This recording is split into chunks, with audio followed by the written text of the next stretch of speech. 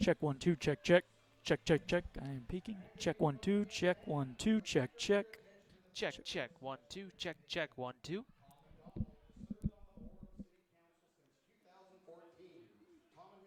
Check 1 2, check 1 2. Check 1 2.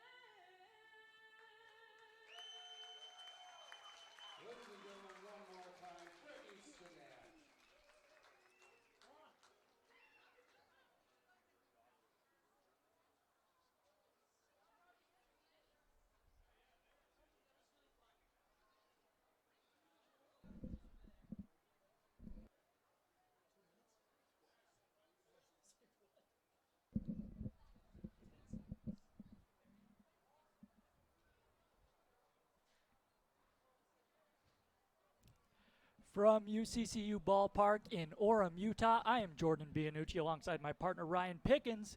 We are getting set for Utah Valley and Oregon. Just a single game on a Wednesday night, the first meeting ever between these two teams. As we have just concluded the national anthem, a very good-sized crowd out tonight. And with that, I'll send it over to Ryan for the lineups. All right, Jordan, let's take a look at the lineups first for the visiting 12-10 Oregon Ducks under the direction of head coach George Horton. Leading off will be the third baseman, Sam Nowitzki. Johnny DeLuca, the center fielder, hits in the 2 spot. Spencer Steer, the shortstop, hits third, followed by Gabe Matthews, the first baseman. Taylor Adams, the left fielder, will hit fifth. Aaron Zavala, the designated hitter, will hit sixth. Hitting seventh and playing right field will be Tanner Smith. The 8th spot will be the catcher, Cameron Campbell. And then Max Foxcroft, the second baseman, rounds out the order and will bat ninth. An Oregon team that can hit the ball well. Be careful in the middle part of the lineup with Steer and Matthews, both hitting over 330 on the year, and that's also where most of their power numbers are going to sit tonight for the Ducks. Defensively for Utah Valley in the outfield, as the Wolverines are just about ready to take the field. They're just waiting for their intro video to finish here. In the outfield tonight, Jake Plakis will be in left field, and center will be Michael Beltran. Alexander Marcos in right field. Mick Madsen's over at third base. Trevor Howell at short. Over at second, Cody Hall. And then Cade Polson at first. Behind the plate will be Drew Sims. And on the mound will be the freshman Mason Gray. Gray making his sixth appearance, his fourth start. He's gone 12 1/3 innings for the Wolverines this year. Allowed 15 hits, 20 runs, 17 earned. He's walked 15 and struck out 7. Opponents are hitting 300 off the right-hander, which will be interesting to see how he attacks this Oregon lineup.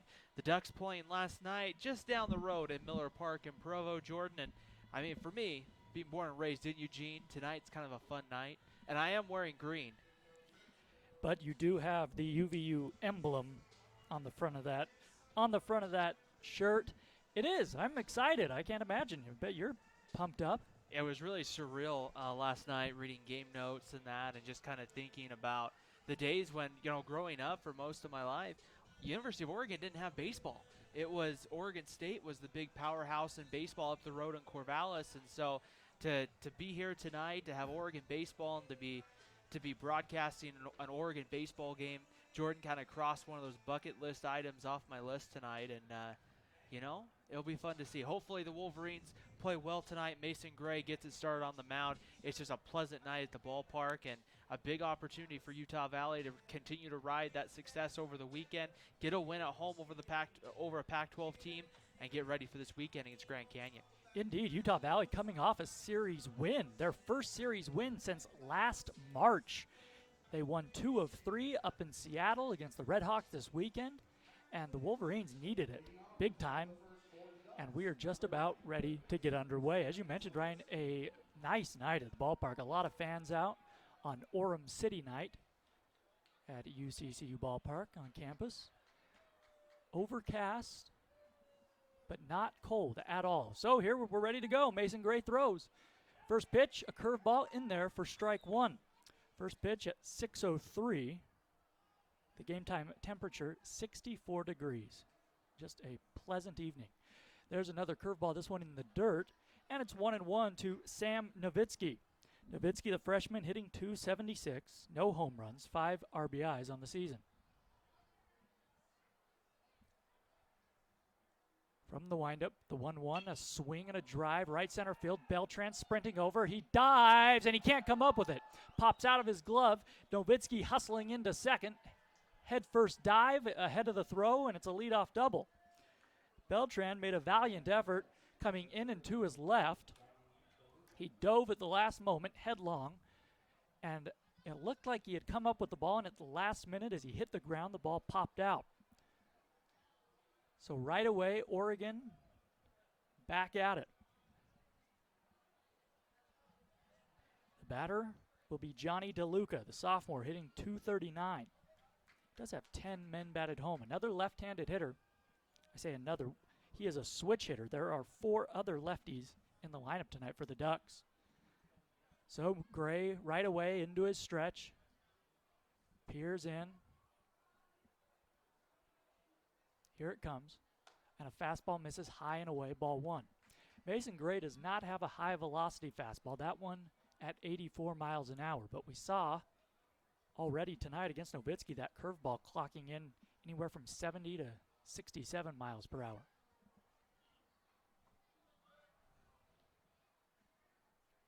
Gray checks on the runner. The 1-0, a fastball misses high and away again. And you'd like to see Mason Gray tonight, Jordan, not necessarily try to do too much and maybe overpower these Oregon hitters, but you'd like to see him just keep you in the ball game, especially early. Maybe go give you 3, maybe 4 innings and keep it close. Maybe keep Oregon off the scoreboard would be great, but even if you could just keep it close, Jordan, and give your offense a chance and not have to play from behind like we saw a week ago for Utah Valley. Wolverines have had to do that a lot this season. Gray pours in a fastball. and it's 2-1. The home plate umpire tonight is Jeff Clough. Blake Jensen is at first base, and Mike Reimer is the third base umpire. Familiar names. DeLuca with a wide open stance from the left side. The 2-1 pitch coming to him. Gray checks on Nowitzki. He's at second. The 2-1 is swung on and missed. That fastball up in the zone at 86 miles an hour, and it's 2-2. So Gray got something extra on that. Nobody out. A man at second base, just underway here in Orem. No score. The 2-2 from Gray. And it comes inside, and it hit him. That looked like a slider, maybe I think that was the slider, got away from Gray. And that's a mistake, obviously. A free pass for DeLuca. And here is Steer with 2 men on and nobody out. Last night, Oregon led for most of the game in Provo against BYU until the last of the 8th inning when BYU came back scoring 5 runs, eventually won it 7-3. I mentioned that because there were a couple calls in that last of the 8th that the Ducks took issue with. One of them was a hit batter, and it appeared on the replay that the Cougar who was up to the plate, it hit the knob of his bat and not his hand, as the home plate umpire said, and that was a key moment in that Cougar rally. So now Polson at first base comes in on the grass. The pitch to Steer in there for a called strike. That one hit 88 miles an hour. And I think these are the situations, Jordan, you have to be very careful with if you're Mason Gray. You got to try to find a way to get it out. You get into the 3 and 4 spot with Steer and Matthews. This is the guys that are hitting over that 300 clip, Jordan, that can open this ball game up quickly here in the first. The 1-strike pitch. There's a line drive base hit into center field. Beltran up with it. They're going to hold the runner Nowitzki at third base, and the bases are loaded. So that ball was a low liner that 2-hopped into center, and there is still nobody out. Now the major jam here. Bases loaded. Ducks on the pond. So Matthews, who is hitting .377 on the season, will come up. 2 home runs, 14 RBIs, and you have to pitch to the left-handed hitter. Nowhere to put him. 0-0. Top of the first. More fans filing in. A great crowd out tonight, the biggest we've seen this season. The first ever meeting between Oregon and Utah Valley. Gray throws and a curveball misses outside, ball 1. That was the slow curve at 67 miles an hour. And the Wolverines are going to get somebody up in the bullpen. That's Matt Dahlke heading down there along with, just Dahlke, the right-hander. The infield is back for Utah Valley. They would concede a run. Here's a swing and a foul tip out of the glove of Sims. A good high fastball there at 87. And the count is 1-1. A ground ball here from which the Wolverines could turn 2. They would take it and give up that run. Bases loaded, nobody out. The outfield medium, deep, and straight away, except for Marco in right. He is playing deep. The 1-1. A swing and a foul back to the screen, and it's 1-2. A fastball that Matthews was just a tad late on. Matthews has a slugging percentage of 545 this season. And good speed all the way around for the Ducks. This is a situation for Mason Gray. That strikeout would be vitally important here in the first. The 1-2, a swing and a foul back to the screen. That's a good fastball, low and away, right on the black, and Matthews did a nice job with the emergency swing to just spoil it. 1-2.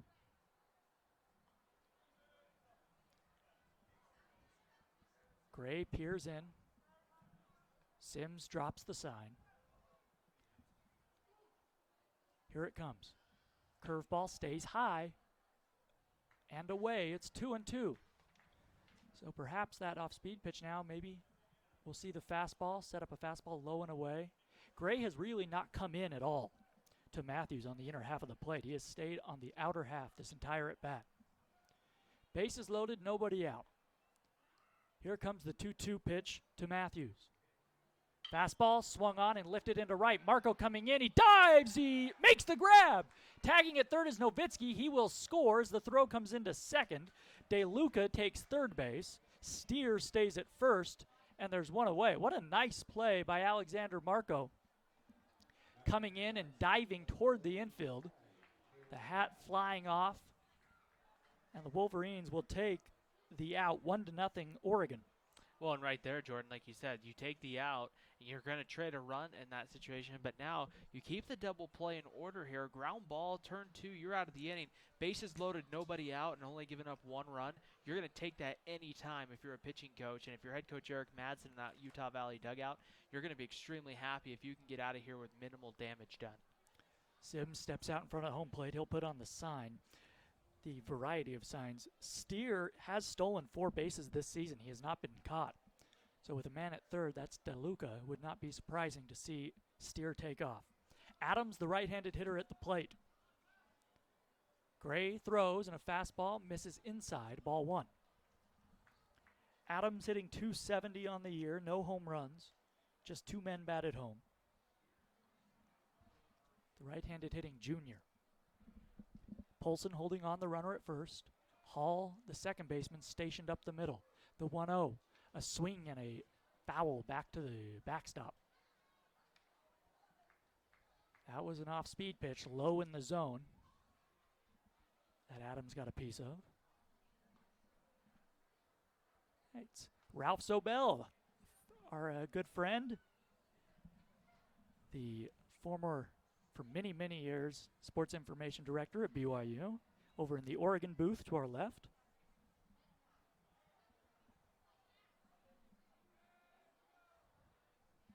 Adams steps out, asks for time. Now he's back in.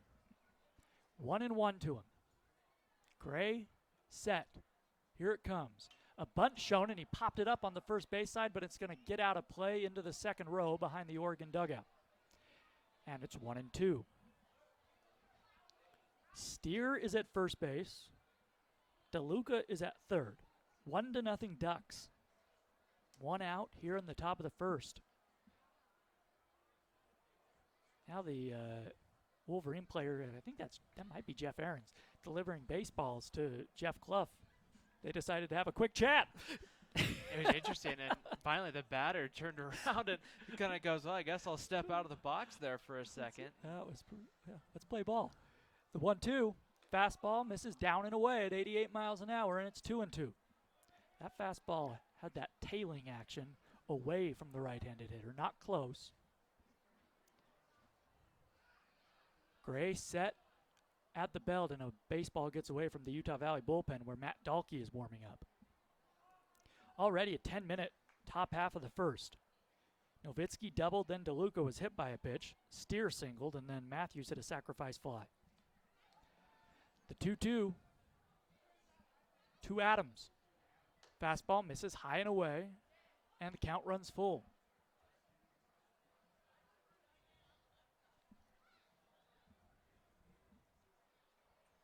So 3-2, you would expect perhaps Steer to take off here. We'll see. Oregon does not need a base hit to score a run. A fly ball to the outfield would do it. There goes the runner from first, and a ball misses down and in. And the bases are loaded once again. So that's the second free pass issued this inning. 1 hit by pitch, 1 walk issued by Mason Gray. And the batter will be Aaron Zavala, the freshman hitting .277. And Eric Madsen's going to come out and have a chat here with his right-hander. And I don't know. I think the tough part is with the way things have gone for Mason Gray, you want to make sure, especially the young pitcher, that you're giving him positive experiences, not where every time your head coach comes out, he's going to go and say, hey, we're gonna make a move. And so an opportunity here maybe to see if Mason Gray can get out of it. One thing you have to remember tonight, Jordan, and we haven't touched on this yet, is Utah Valley has to turn around and play Friday. So we may see a little bit more of a shorter hook tonight, so that way head coach Eric Madsen has arms to work with throughout the rest of the series. It could get really interesting to kind of see here, to see how Utah Valley plays this, because you got a big series with Grand Canyon. And in the grand scheme of things, Jordan, while this game's important maybe for record sense, that series this weekend with Grand Canyon might be valued more in the long run. Well, it's an excellent point because we are playing on a Wednesday night rather than the normal Tuesday night, middle of the week meeting. Bases loaded. Here's Zavala, the DH. He swings and chops one on the first base side, foul. A fastball he was out in front of. Zavala, the left-handed hitter. No home runs, 12 men batted home this year. The second most RBIs on the Duck squad. Bases loaded, 1 out. Mason Gray in a whole heap of trouble. 1-0 Oregon. We're in the first inning. And a fastball misses outside, and it's 1-1. The lights are on here in Orem. Although the sun not about to set. We're still an hour and a half away from sunset. But a cloudy evening. The 1-1 swung on and fouled off high into the left over the rooftop. And the count is 1-2.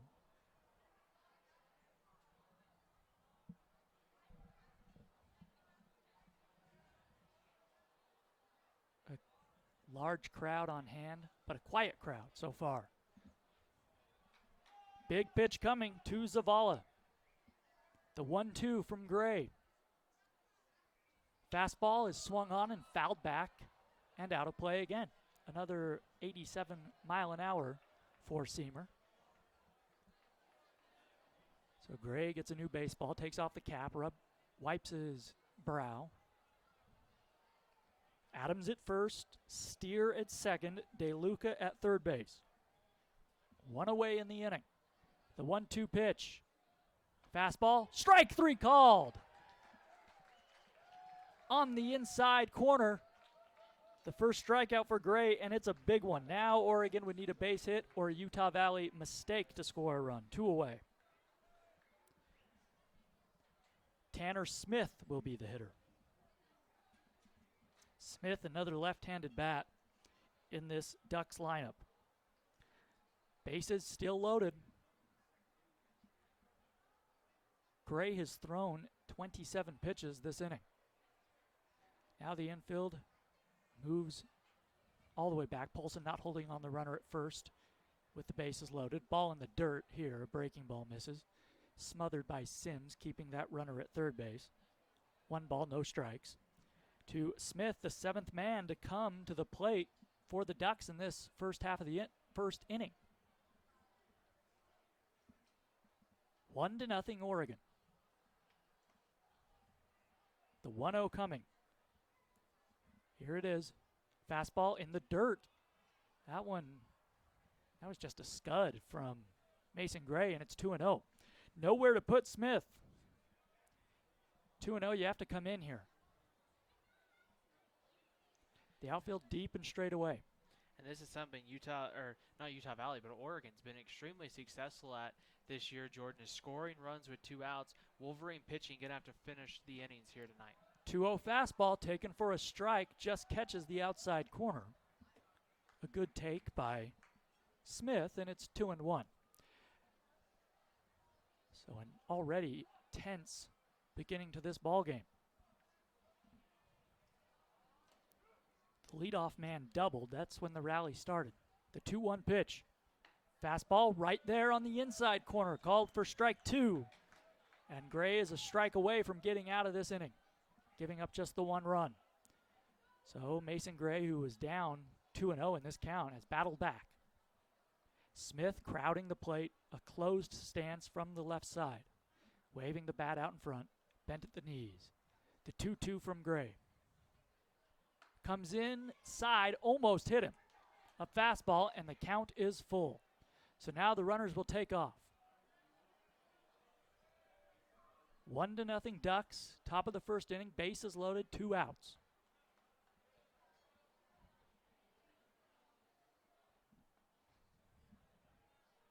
Smith waiting, Gray ready. Here's the payoff, and he swings and misses, strike 3. Mason Gray getting out of the major jam in the first inning, giving up just the 1 run. Oregon leaves them loaded. On to the last of the first. It's the Ducks 1, the Wolverines coming up. Oh, hey, you got one of those insurance apps too? You know how this thing works? No, sorry. Not an app, it's my agent. In this moment, No, I'm fine, thanks. it's good to know you have a trusted, independent auto owner's insurance agent who's there when you need them. Great. Man, I gotta get one of those. Auto Owners Insurance, the no problem people. Neil Dastrup Insurance, your local independent auto owners insurance agency, supports UVU athletics. You only need to answer one question. Will you accept the challenge to become? No matter where you are in life, no matter your interests, From award-winning business and STEM to performing arts programs, there's a place for you. A place for you. a place for you at UVU A place to engage, to rise, to succeed. to become.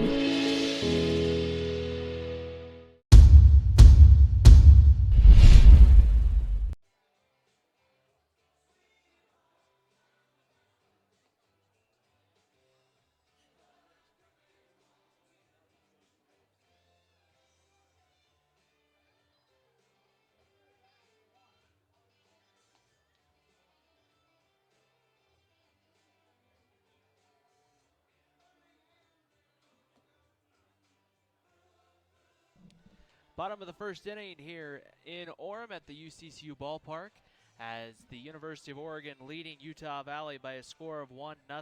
Let's take a look at the batting order for Utah Valley, who comes into this contest with a 5-18 record. Leading off will be Cody Hall at second base. Michael Beltran, the center fielder, hits in the 2 spot. Ryan Eastburn, good to have Ryan back in the lineup at the DH spot. Alexander Marco hits 4th. Drew Sims will hit 5th. Mick Madsen, the third baseman, hitting 6th. Cade Polson, 7th. Jake Plakas will hit 8th, and then Trevor Howell will round out the order. Utah Valley will face the right-hander Hunter Bro, who's making his 5th appearance. His first start, he's gone 4 innings, allowed 7 hits, 8 runs, all earned, 4 walks, and 6 strikeouts. Opponents hitting .412 off the right-hander. First pitch to him goes to the backstop. A fastball at 90 miles an hour. Misses down and away. Campbell couldn't come up with it, and it's 1-0.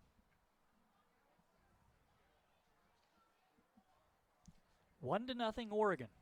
Bottom of the first. The Ducks had a chance to really open this game up, but Mason Gray worked around a bases loaded, 1-out jam. Ball misses down and away there. It took something off the fastball at 88 miles an hour, and it's 2-0 to Cody Hall. He is hitting .238 this year, 10 RBIs, no homers. Righty versus righty. Hunter Bro from the windup. Here it comes. There's a fastball right there at 89 miles an hour at the knees, strike 1.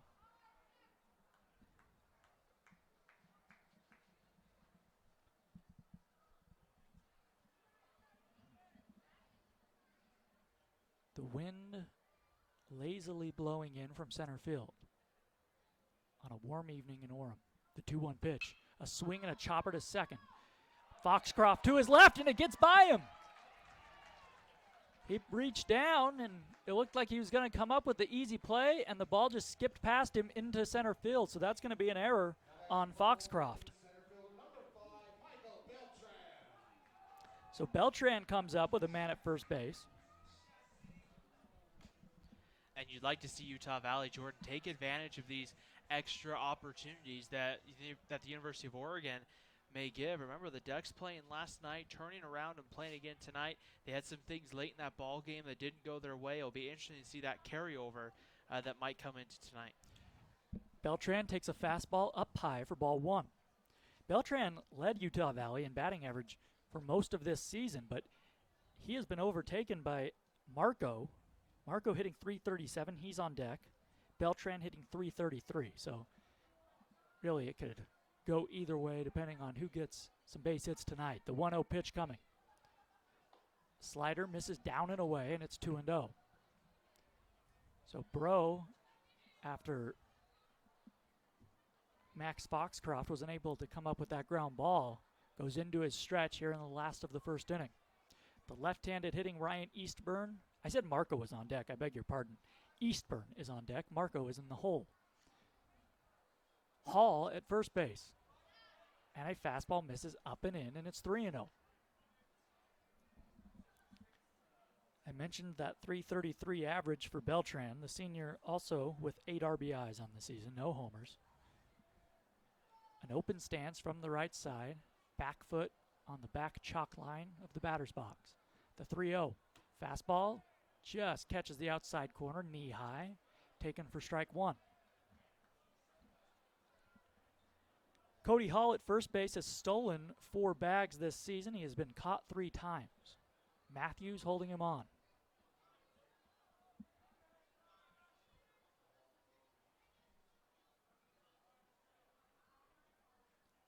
The 3-1 pitch, a swing and a looping liner into right. That's going to hang up there for Smith.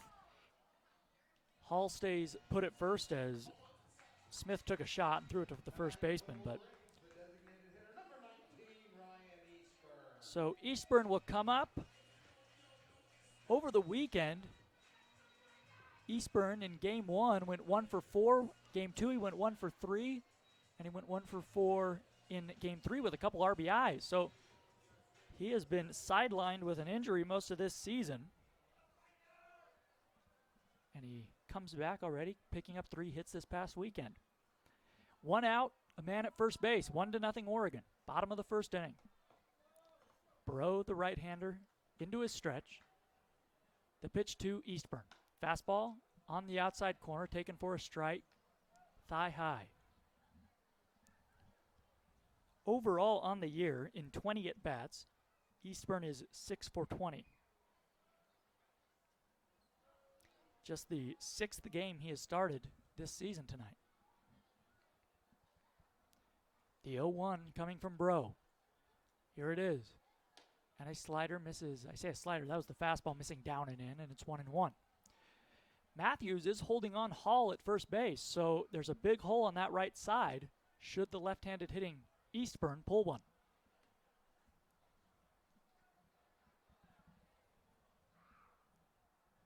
Hall with a short lead and a throw over. Back and diving is Cody.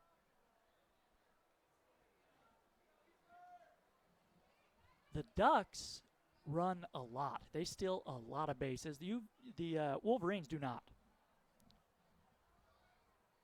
Yeah, it's really 2 different styles of baseball. It'll be interesting to see who kind of controls the style in the game tonight.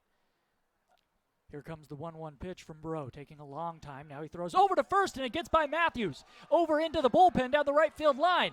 Marco's going to touch second. I say Marco. Hall into third base. As the throw finally comes in from way down the right field line in foul territory. The second error of the inning committed by Oregon, and now there's a man at third base and just 1 out. And the nice thing, Jordan, here is you take a little bit of the pressure off Ryan Eastburn a little bit here and say, hey, even if you could just lift one deep enough to the outfield to get that run in, then you have the tie ball game. You give Mason Gray a little bit something to work with here. But these are the opportunities, Jordan, that we talked about throughout the year that Utah Valley really has to find a way to cash in on.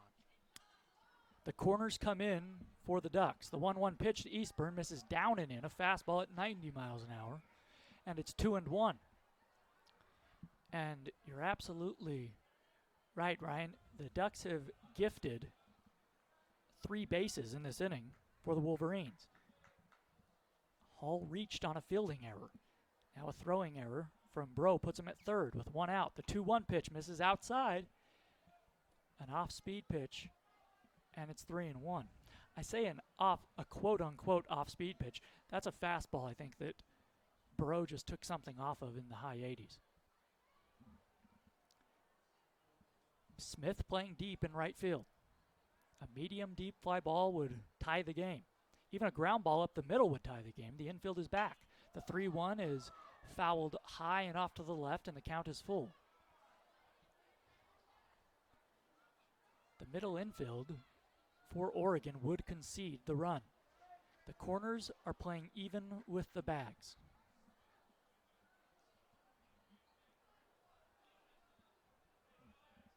Bro peers in. Eastburn, an open stance, bent at the knees from the left side. Here's the pitch. And it misses inside. A fastball down and in. And Eastburn walks.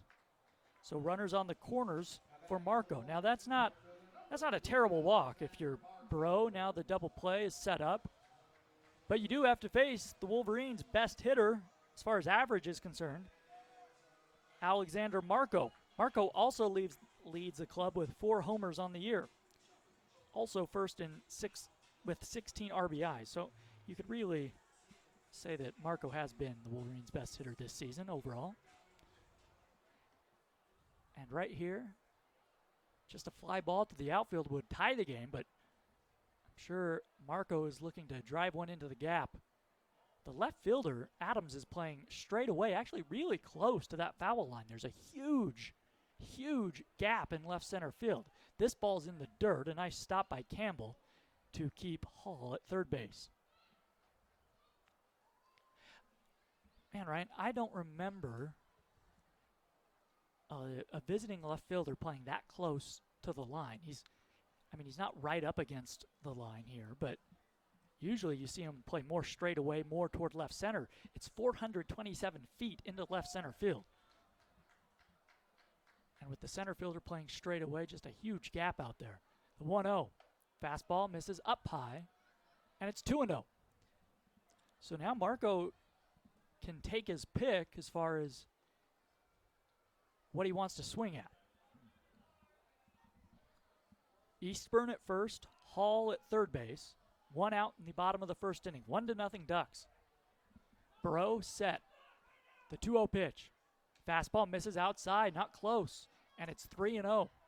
And Jordan, to kind of let you know where Oregon plays at PK Park, it's 335 down the left field line, but then it's only 400 at dead center. And I say only 400 because in today's game of baseball, that is relatively shallow out in center field. And then you go 325 down the right field line. So it kind of an interesting dimensions here. We'll have to see how Oregon adjusts here because they're going to play in some bigger ballparks here throughout the road trip. The 3-0 is poured in there for a strike. This ballpark is really, it depends where you compare it, but very short corners, short porches, as they say. 305 down the left field line, 312 down the right field line. Here we go, 3-1 pitch to Marco. And a fastball misses, down and away, ball 4, and the bases are loaded. The second consecutive walk issued by Bro, and with just one out in the inning, Sims will come up with the bases juiced. And we're going to have a visit from Jason Dietrich, the pitching coach for Oregon. So the bottom of the first really mirroring the top of the first.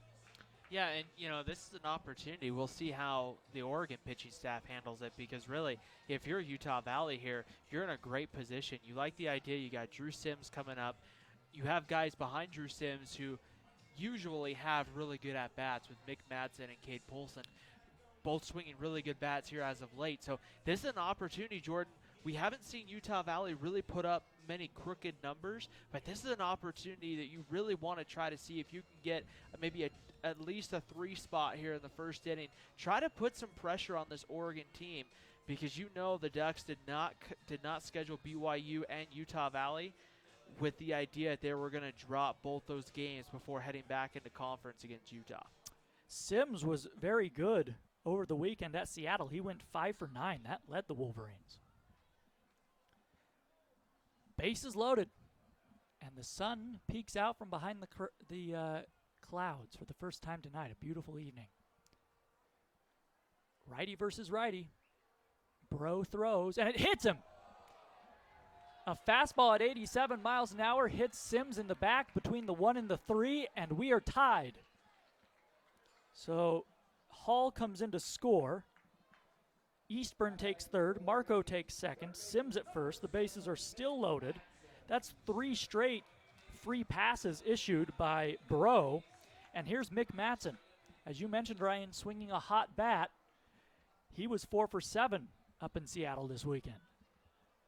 Eric Madsen's son, the freshman out of American Fork. A right-handed hitter getting the start at third base tonight.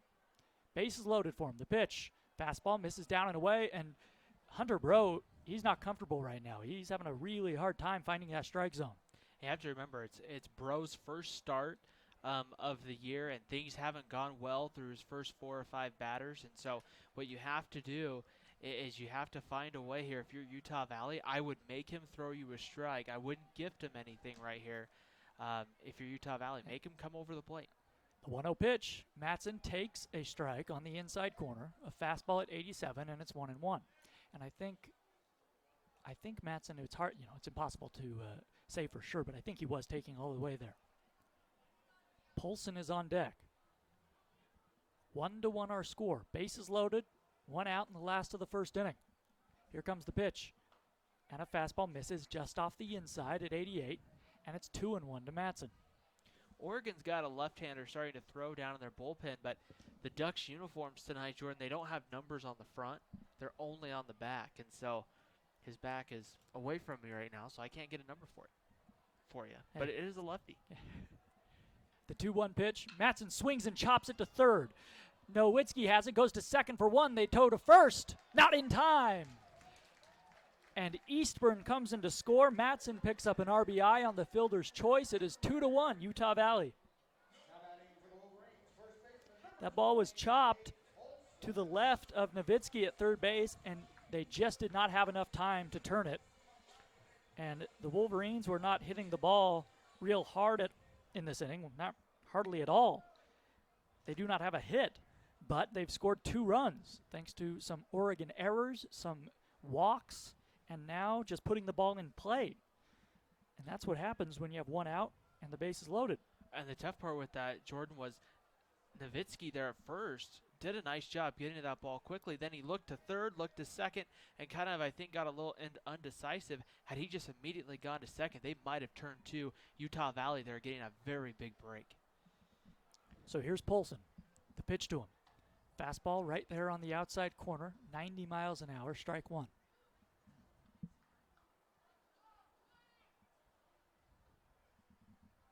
Polson had 5 RBIs up in Seattle this past weekend, led the Wolverines in that category. Hitting .250 on the year. This ball's in the dirt. Taking off for second is Matson. He'll make it there easily. No throw from Campbell. So that puts puts that runner in scoring position.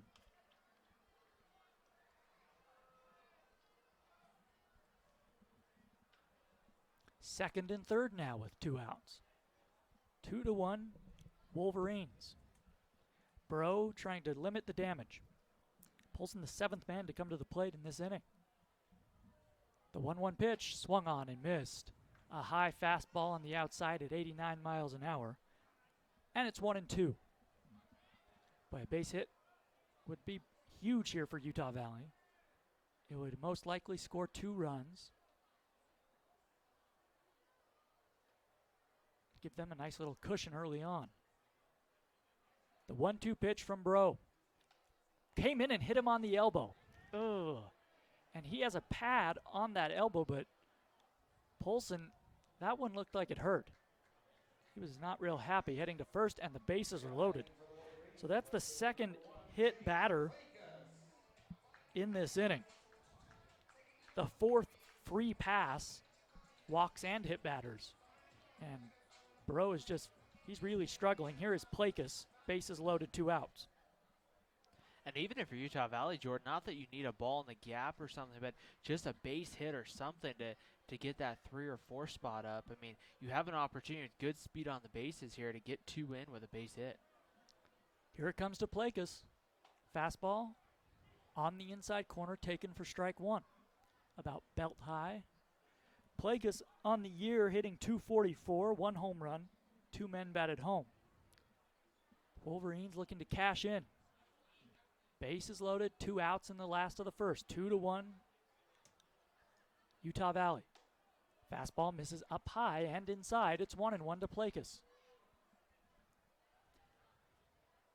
Plakas hitting just .222 with runners in scoring position this season. But with the bases loaded, he should see something good to hit. Bro has struggled with his control in this inning. The 1-1. A swing and a miss at a fastball down in the zone. And it's 1 ball, 2 strikes. Polson at first base, Matson at second, Marco at third. No hits in this inning for the Wolverines. 2 walks, 2 hit batters, and 2 errors committed by the Ducks. The 1-2 comes in, and that almost hit him. A fastball got away from Bro, and it missed up and in. Plakas turned away from it, and the count's even at 2 balls, 2 strikes. Trevor Howell is on deck.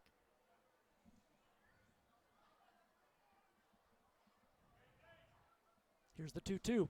A swing and a miss. He struck him out. And the Wolverines get just the 2. They leave the bases loaded. No hits.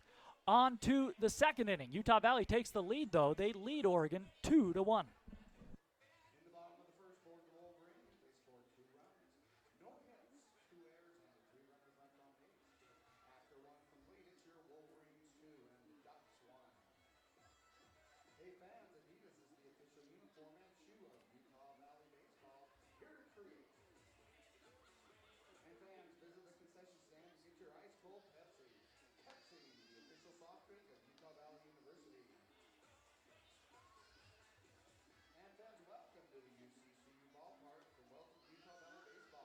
Visit the UCCU Ballpark ticket office located just outside the north entrance to purchase your season tickets or get them online at gouvu.com/tickets.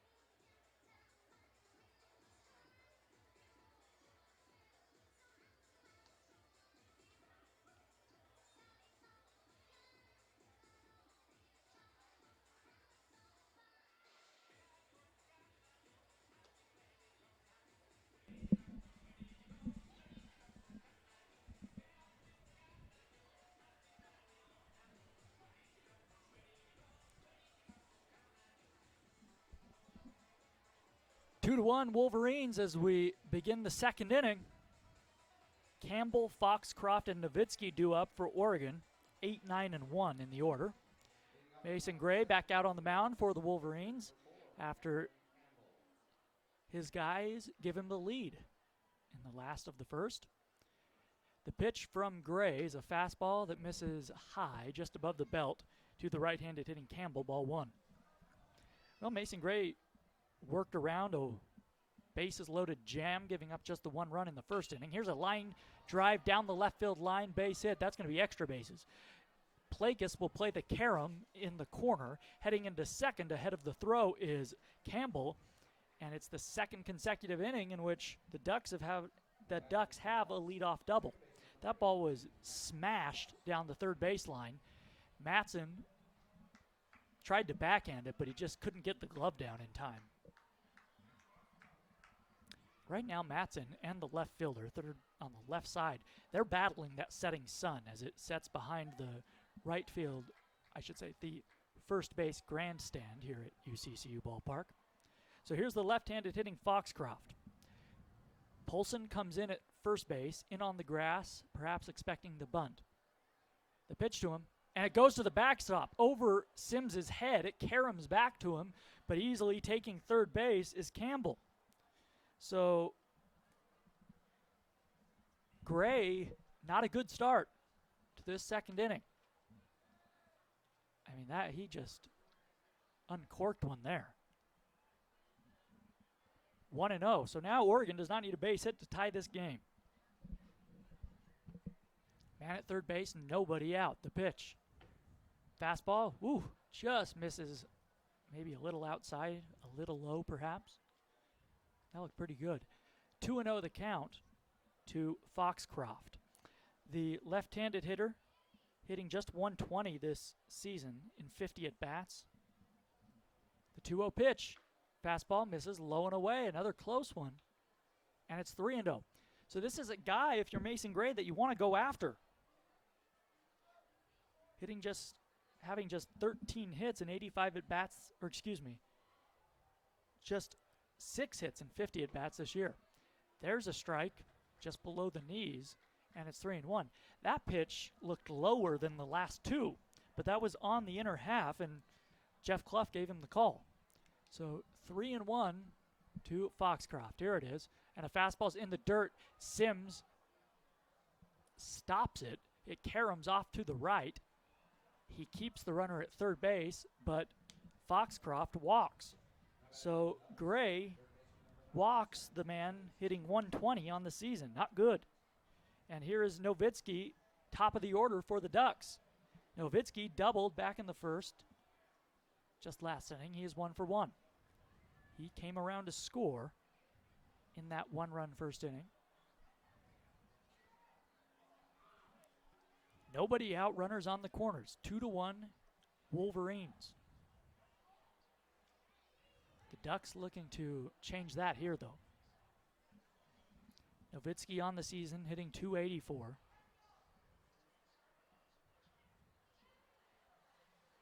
5 RBIs, no home runs.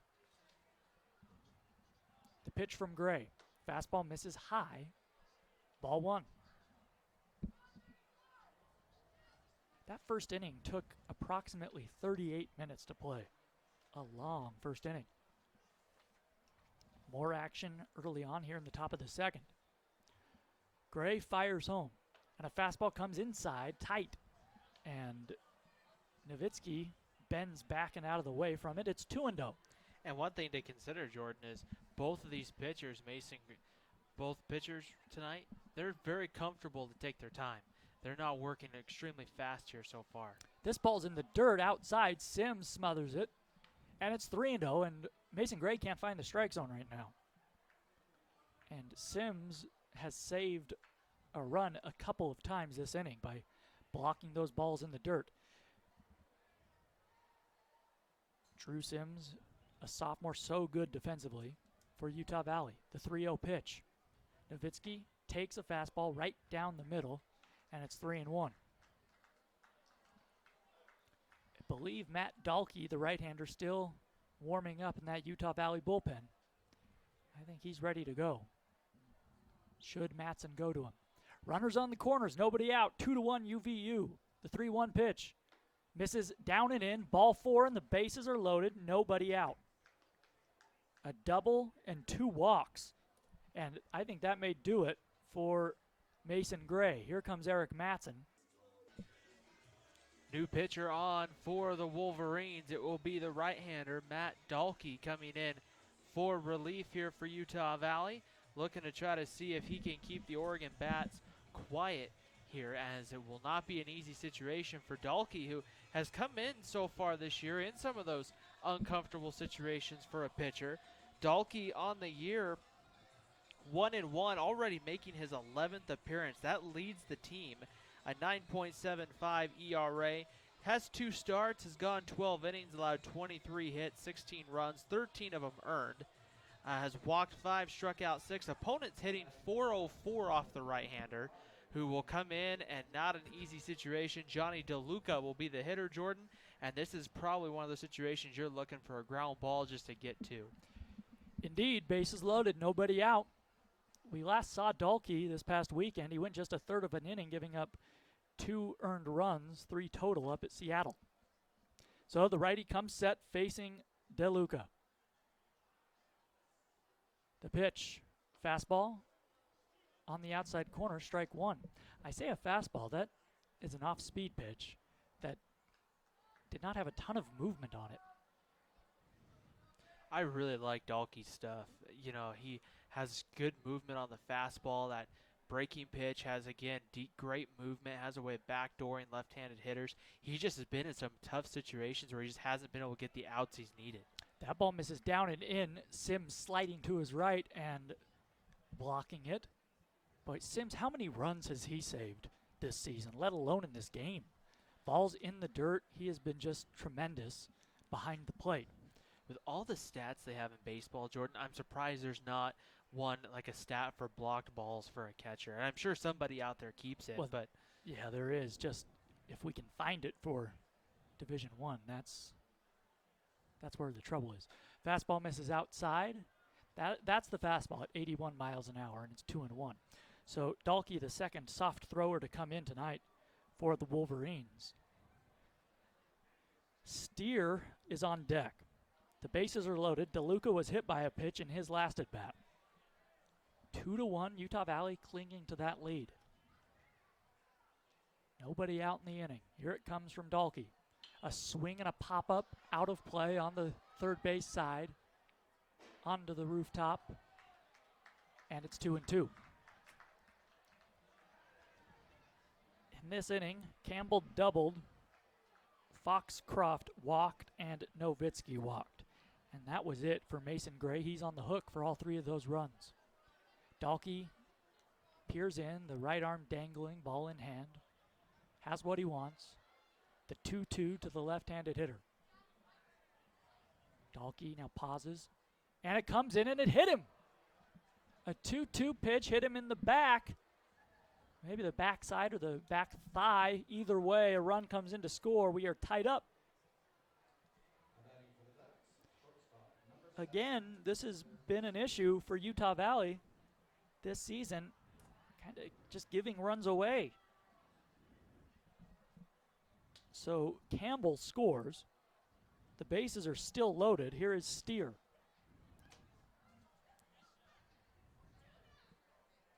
Steer singled in the first inning. He came into the ball game batting .333. Looking to put Oregon ahead. Nobody out. Here it comes. A swing and a line drive base hit into left field. Plakas up with it. One run will score. They're going to send the second run. The relay will not come home.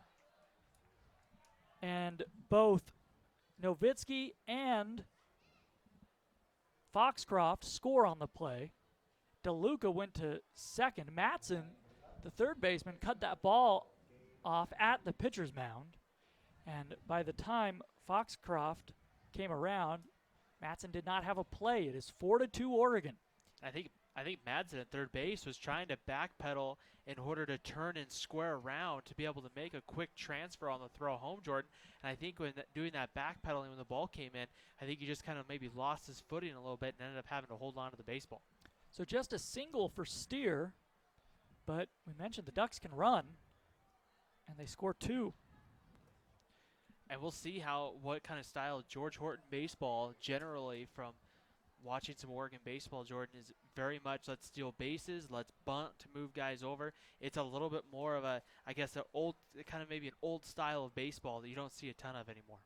The 1-0 pitch coming to Matthews is swung on and driven deep to right. That one is headed for Spanish Fork. 3-run home run for Matthews, and just like that, it is 7-2 Ducks. That ball was hit well, not a cheap shot down the right field line. Marco never moved. That ball bounced twice and then ended up about halfway up the rocks, Jordan, as you get ready to go to the on-ramp to I-15. I mean, that ball there was just no doubt about it off the bat that ball was gone. So here is Adams. Base is empty, nobody out. And here comes Eric Matson to make a visit. There is a right-hander up in Utah Valley's bullpen. Travis Parker throwing for Utah Valley. So Matson, if he does not make a change here, it will be his second visit of the game. He'll have just one remaining for the 8 innings left. And I think he may be stalling. He brings the infield in, and now Jeff Clough will come out and ask him if he intends to make a change. 7-2 Ducks. They got the big inning they were looking for in the first. Instead, it came here in the second. Matthews with the 3-run home run. That is his 3rd homer of the season. And that will do it for Dalkey. The new right-hander will come in, Travis Parker, for the Wolverines. Nobody out, base is empty in the second inning. We are in the midst of a 6-run inning for the Ducks. They lead Utah Valley 7-2. We'll be back after this.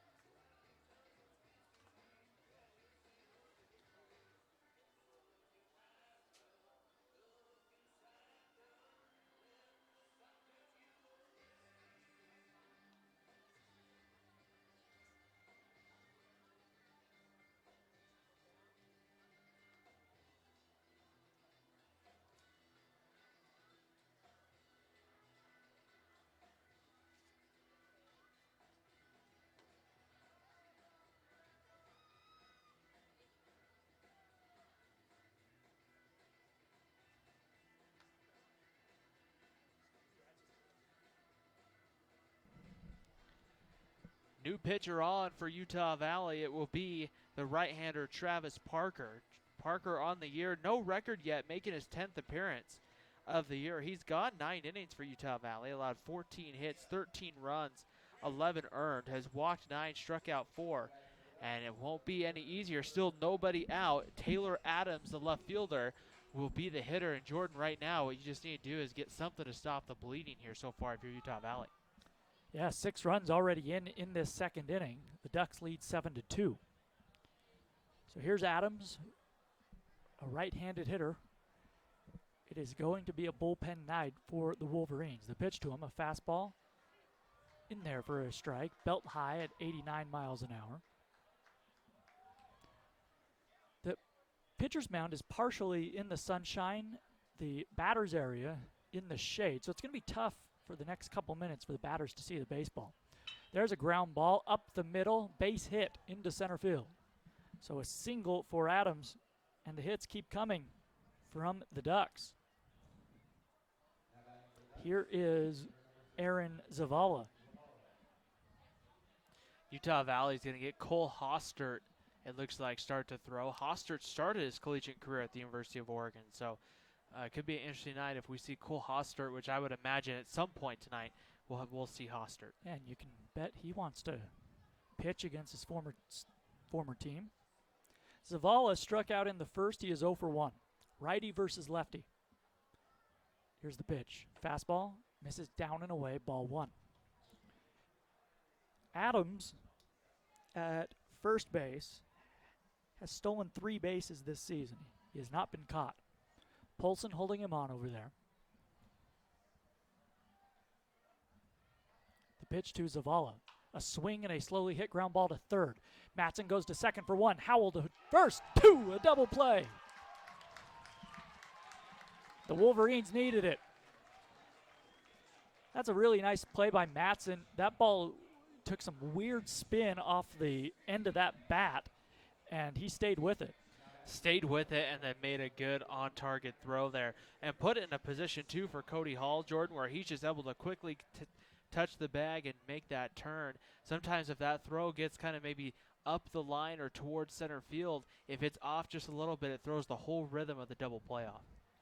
2 outs, base is empty. Here's a slow chopper to first. Polson has it. He will take it himself, and Smith is retired. So Parker does a nice job coming in and stopping the bleeding. Oregon, however, gets 6 runs on 1, 2, 3, 4 hits in the inning. Nobody left. On to the last of the second. It's Oregon 7, Utah Valley 2. The road to national championships runs through NCAA.com and the NCAA Sports app. And whether you follow one college team or all of them, it's never been easier to get the content you want all in one place. With live broadcasts of multiple championships across all divisions. With exclusive access. Ready to go? Let's have some fun. And highlights for every single championship. Stay in the game all season long with NCAA.com and the NCAA Sports app.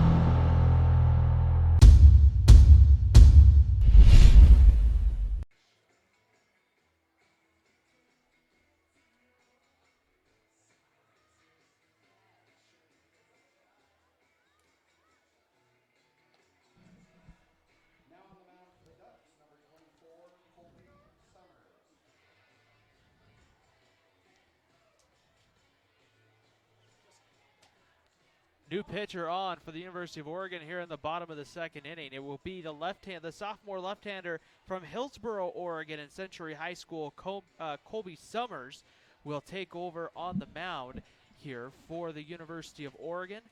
On the year, Summers only making his 3rd appearance. He's gone 2/3 of an inning, no hits, 4 runs, all earned, 3 walks and 2 strikeouts.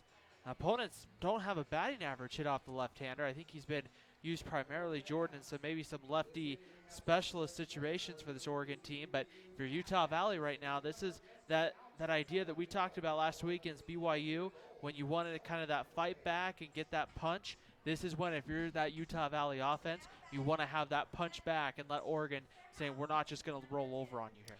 Indeed, you have plenty of outs to work with. We're just in the last of the second inning. 7-2, Ducks.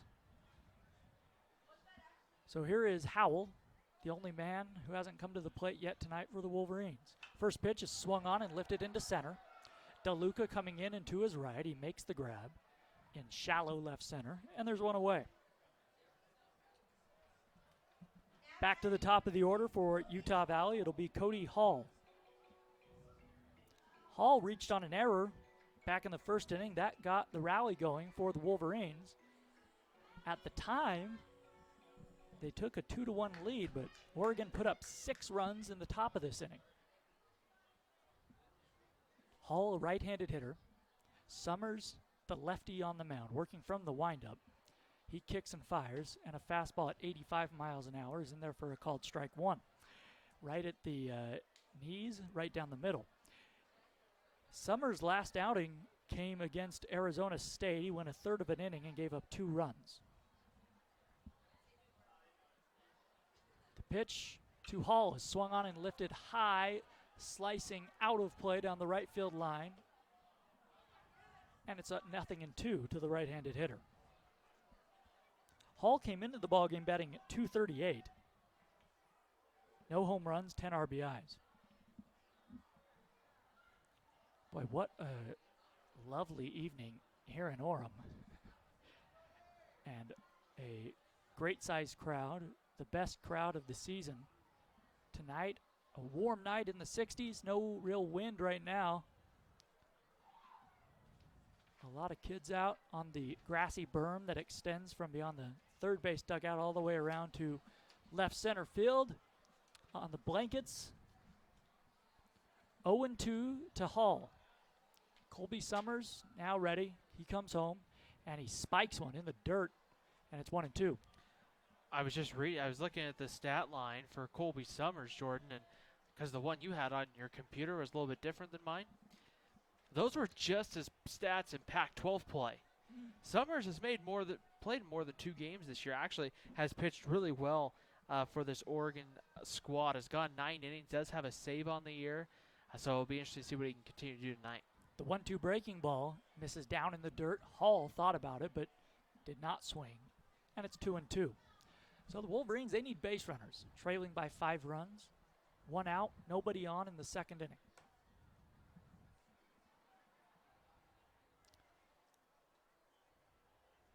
Summers exhales, now he winds and fires, and the 2-2 slider misses down and in, and the count runs full. Michael Beltran is on deck. You can see beyond the left field wall and the center field wall the Wasatch Mountains towering in the distance. I say the distance, they're really just 5 or 10 miles to the east. Here's a high drive in the ballpark, center field. DeLuca back, he's under it. And they're 2 away.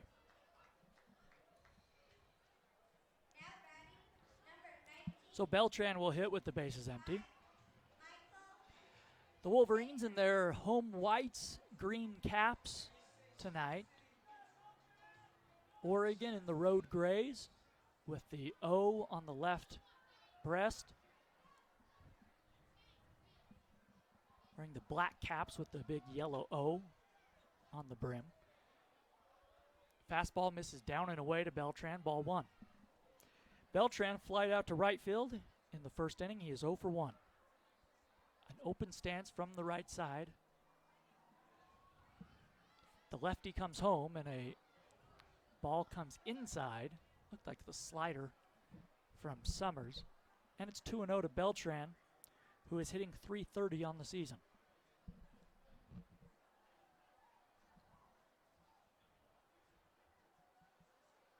Summers from the windup with the bases empty. The 2-0 pitch is swung on and topped off of Beltran, then it caroms back to the pitcher. That's off his left foot. Ouch.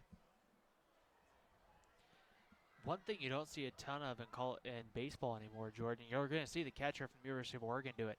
He'll run down the line every time on the infield ground ball to back up the throw from the first baseman. You don't see that a ton anymore. You see it in the big leagues, and now that you say that, I haven't seen it a ton from in college this season. Here's a swing and a foul to the backstop. A fastball at 85 miles an hour on the outside. Beltran just missing. It's 2-2.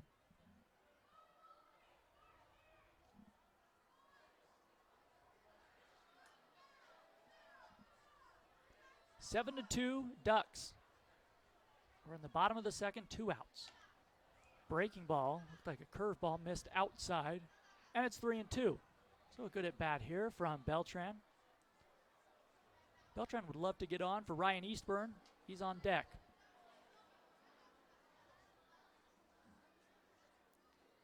Payoff pitch to Beltran. A swing and a foul back to the screen. A nice job by Beltran to see some pitches here from Summers in his first inning of work in relief of Hunter Bro, who gave up 2 runs in the first. Base is empty, 2 gone in the Wolverines' second inning. They trail the Ducks 7-2. Summers comes home and a ball is in the dirt. That's ball 4. Beltran, a nice at bat. And there's a man on with 2 outs for Ryan Eastburn. And we talked about this last week, Jordan, in the BYU game. We saw Utah Valley do it. You're down 5 early in the ball game. You have time to get a run or 2 back if you can just chip away at it. What you can't do is you start getting down 6, 7, 8 runs, then it starts to go, okay, this is starting to become a little overwhelming to come back. But if you're Utah Valley, Jordan, just get a run here or there, put some zeros up on the mound, and you can stay in this ball game. Here is Eastburn, a lefty, swinging and missing at a first pitch off speed pitch, and it's 0-1 to him. Eastburn walked and scored a run in the first inning.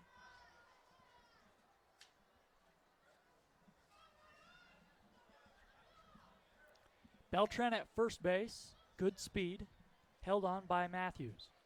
The 1-strike offering to Eastburn, misses high and inside.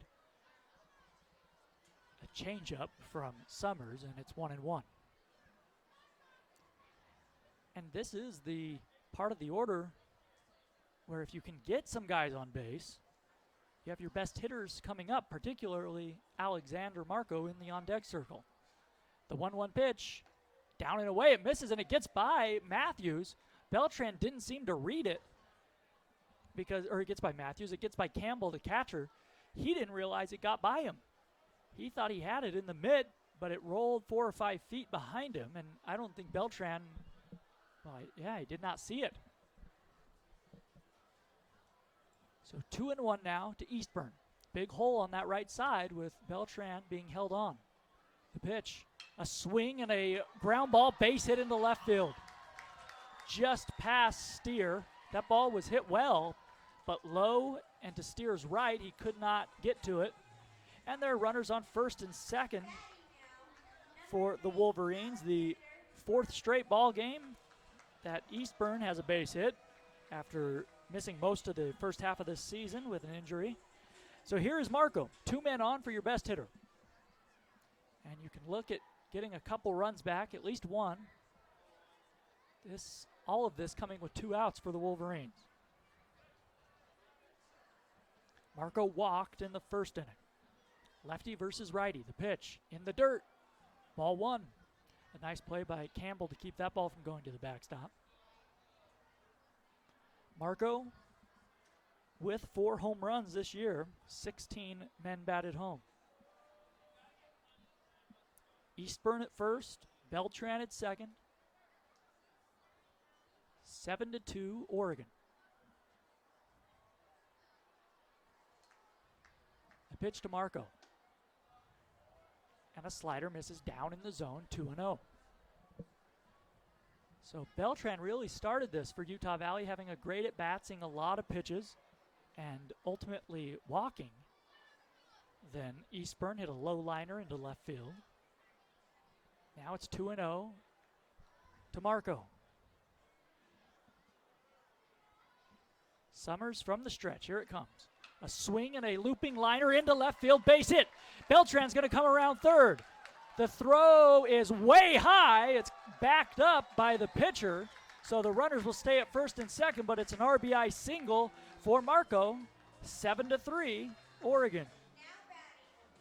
That ball, it's better to be lucky than good. Not hit hard off the bat at all, but just placed perfectly in that 5.5 hole.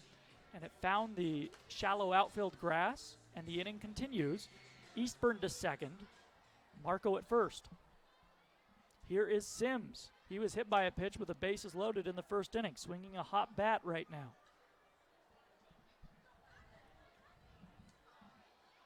A right-handed hitter, wide open stance, bent at the knees, the pitch to him, and a ball misses low and away, a fastball from the lefty, 1-0.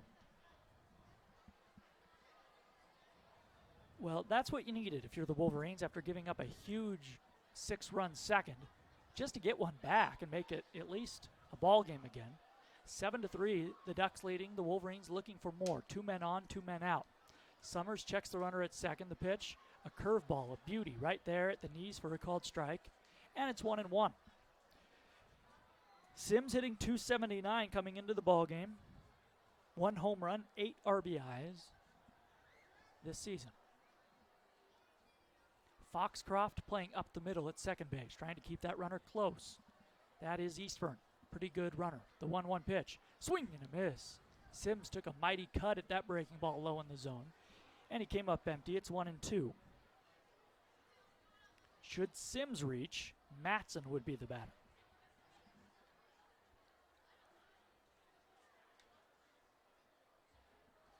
Summers, the left-hander, in his first inning of relief, comes set at the belt.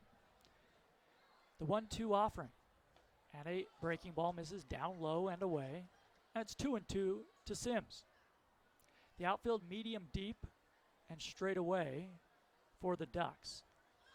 A slight breeze blowing in from center field.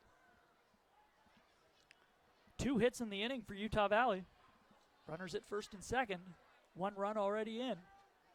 Trying to cut into that Oregon lead. The 2-2 to Sims. A swing and a ground ball, right side. Seeing eye single into right field. 1 run comes in to score. That is Eastburn. Now Eastburn scoring, does a belly flop at home as that ball's relayed back into second base. It is 7-4 Ducks.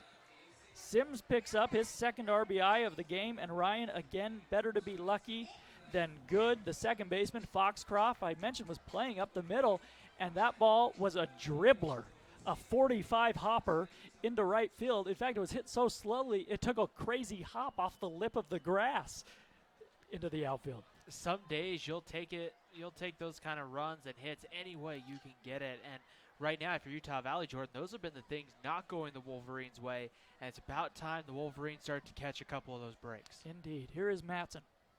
The pitch to him, down in the dirt, ball 1.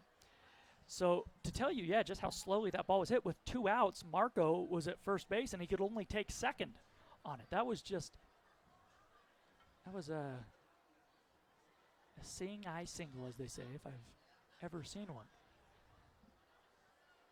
First and second for Matson. He grounded into a fielder's choice that brought a run home in the first. The 1-0 coming. And a ball misses high and away. 2-0. So 2 runs in, all coming with 2 outs in this second inning. The bases were empty with 2 outs. And then Beltran walked, Eastburn singled, Marco singled, and Sims just singled. The 2-0 to Matson. Let's see if he has the green light. He takes one in the dirt. We'll never know. Campbell with a nice stop on the outer half. And it's 3-0. Polson is on deck. Really, if you're the Wolverines here, Jordan, you kind of want something down the line or something in the gap, something that can go for extra bases here just to kind of break up this cycle of base hits. However, I mean, like I said, you'll continue to take those base hits, but you'd like to see maybe something with some gap power or something to come. 7-4 Oregon, the pitch. And a ball misses outside. A fastball at 86, and Matson takes the 4-pitch walk.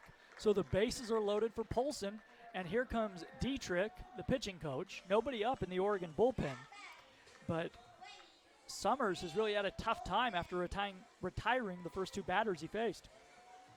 Which is surprising because he looked like he was in such a groove and just kind of pitching well, and then all of a sudden it just seems like the wheels kind of fell off the bus for him here in the inning. And if you remember, Beltran came up, and Summers, to his credit, looked very sharp. Bases empty, 2 outs, as you mentioned. And Beltran really battled, gave a great at-bat. The count went full, saw a lot of pitches, and then he ultimately walked. And since then, as you mentioned, that's when Summers has begun to struggle. And to Summers' credit, he's given up some very soft contact that's just found holes. Yeah, those are balls that 9 times out of 10, your first baseman or second baseman's going to knock down or keep on the infield, where you might have gotten out of. As Utah Valley gets 1 run in for sure off of that, because the bases would have been loaded, then the next run everybody's safe. But 9 times out of 10, you're going to take that kind of contact, and if you're Oregon, the ball just didn't bounce your way with those outs right there. So now a big opportunity. Here's Polson with the bases loaded, and a ball misses low and away. Polson was hit by a pitch in the first inning. Hitting .250 on the year. No home runs, 12 RBIs. The tying run is at first base. The Wolverines trailing by 3 in the second inning. Here it comes to Polson. Fastball misses down and away, ball 2. And Summers having a tough time finding the strike zone. He's going to step off the mound and take a breath. 2 outs in the inning. Matson at first, Sims at second, Marco at third base. A ball in the gap could possibly tie this game. The 2-0 to Polson. Fastball just catches the inside corner, and it's 2-1. A good pitch from Colby Summers. Well, here's where you're looking to drive one if you're Polson. 2 balls, 1 strike to count. Summers set. Here it comes. A swing and a line drive. Base hit right field. 1 run comes in to score. Sims will be held up at third base, and Polson comes through. It is 7-5 Ducks. And the 9th man in this Wolverine second will come to the plate. And that was a hard hit ball. Hit so hard that Sims didn't have a chance at scoring, as Smith in right field got to it very quickly. It's been fun to see the at-bats for Cade Polson, Jordan, over the last couple of years. Watch him make that adjustment to college baseball, where his first year he swung really early in the count, swung at a lot of first pitches. Now you look at what he does there, works it into a 2-1 count, gets a fastball, and is able to drive it the other way. So here's Plakas, who came to bat with the bases loaded in the first, and he hits one softly to third. Nowitzki has it, throws to first, and the inning is over. So a tough couple of innings there for Plakas. Saw a couple pitches and grounded out. Saw 1 pitch and grounded out to end this inning. The Wolverines do get 3 runs. They leave the bases loaded for the second consecutive inning, though. On to the third inning. It's Oregon 7, Utah Valley 5 on GoUVU.com.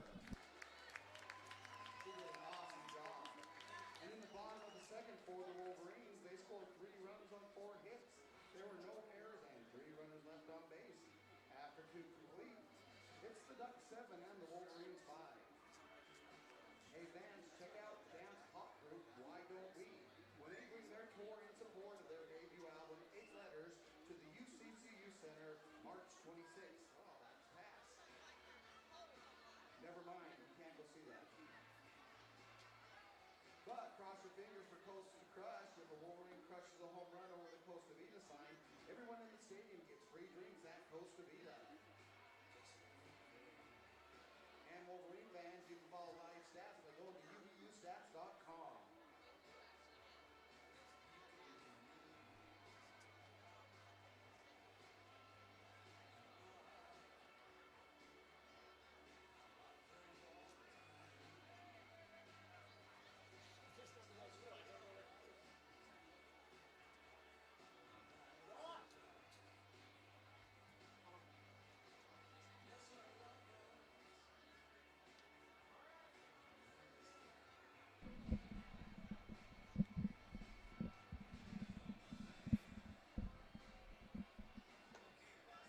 7-5, Oregon leading Utah Valley as we head to the third inning.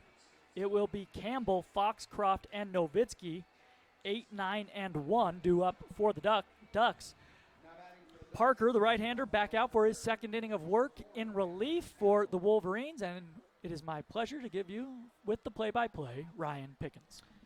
Thank you, Jordan. As Cameron Campbell stands in, he's ready to lead off the top of the third inning as it first pitch on its way misses low for ball one. 1 ball and no strikes. The count on Campbell. Campbell doubled back in his first plate appearance down the left field line.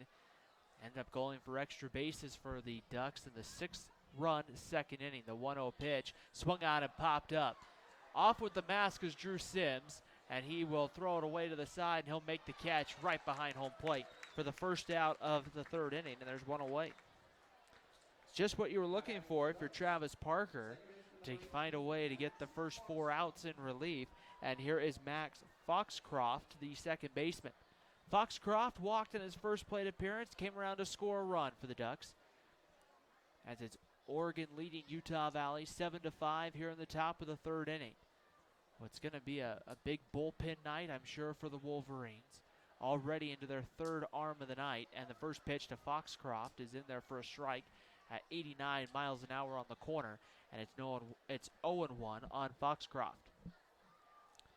Travis Parker, the right-hander, working from the stretch here in the top of the third. The delivery on its way, swung on and missed, and it's 0-2 the count on Max Foxcroft. For the Wolverines, they're back at home this weekend as Grand Canyon will come in. We'll start Friday night with a 6 p.m. contest, Saturday at 2, and then Sunday at noon. First pitch, and then the Wolverines are off to Colorado. Here's the 0-2 pitch. That one swung on, lifted well to center field. Going into the left center field gap is Michael Beltran, who will run it down for the second out of the inning. And quickly 2 outs here in the third inning. And that will go back to the top of the lineup in Sam Nowitzki. Nowitzki has scored 2 runs tonight, a walk and a double to his name so far for the Ducks out of the Pac-12 conference. They'll head up north and play the University of Utah this weekend in early season Pac-12 series. Travis Parker ready to go from the stretch, and that one's a curveball that just isn't going to have any break up over the head of Nowitzki to the backstop, and it's 1 ball and no strikes.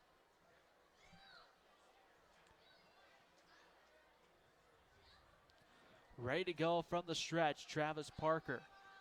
Ready to go, 1 ball, no strike count. The pitch on its way, and there's a nice look, and I think the slider in there for a strike at 74 miles an hour, and it evens the count up at 1 ball and 1 strike.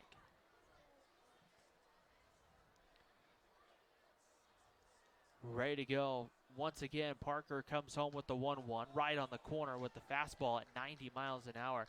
Nothing there that the hitter Nowitzki could do. And it's 1 ball and 2 strikes. Travis Parker ready to come home again. The 1-2 pitch, swung on and foul tipped at home plate. Drew Sims wasn't able to hang on, so we'll do it again. 1 ball and 2 strikes. Infield back for the Wolverines. Outfield straight away here. The lights beginning to take a greater effect as it's been a long ball game to start things going today. We started about 6:03 with the first pitch. The 2-2 pitch on its way. Swung out and missed. Foul, or strike 3. And the inning is over. Travis Parker sends the Ducks down for the first time tonight in order. 1-2-3. We head to the bottom of the third inning. Howell, Hall, and Beltran coming up for the Wolverines. Fans support Utah Valley scholarships by ordering a UVU license plate online at uvualumni.org/UVU plate. UVU Alumni Association, connecting you to UVU. And fans, the UVU Wolverine Club supports student-athlete scholarships, hosts events for boosters, and creates a positive impact in the lives of more than 330 UVU student-athletes. Make a difference and join Wolverine Club today at gouvu.com.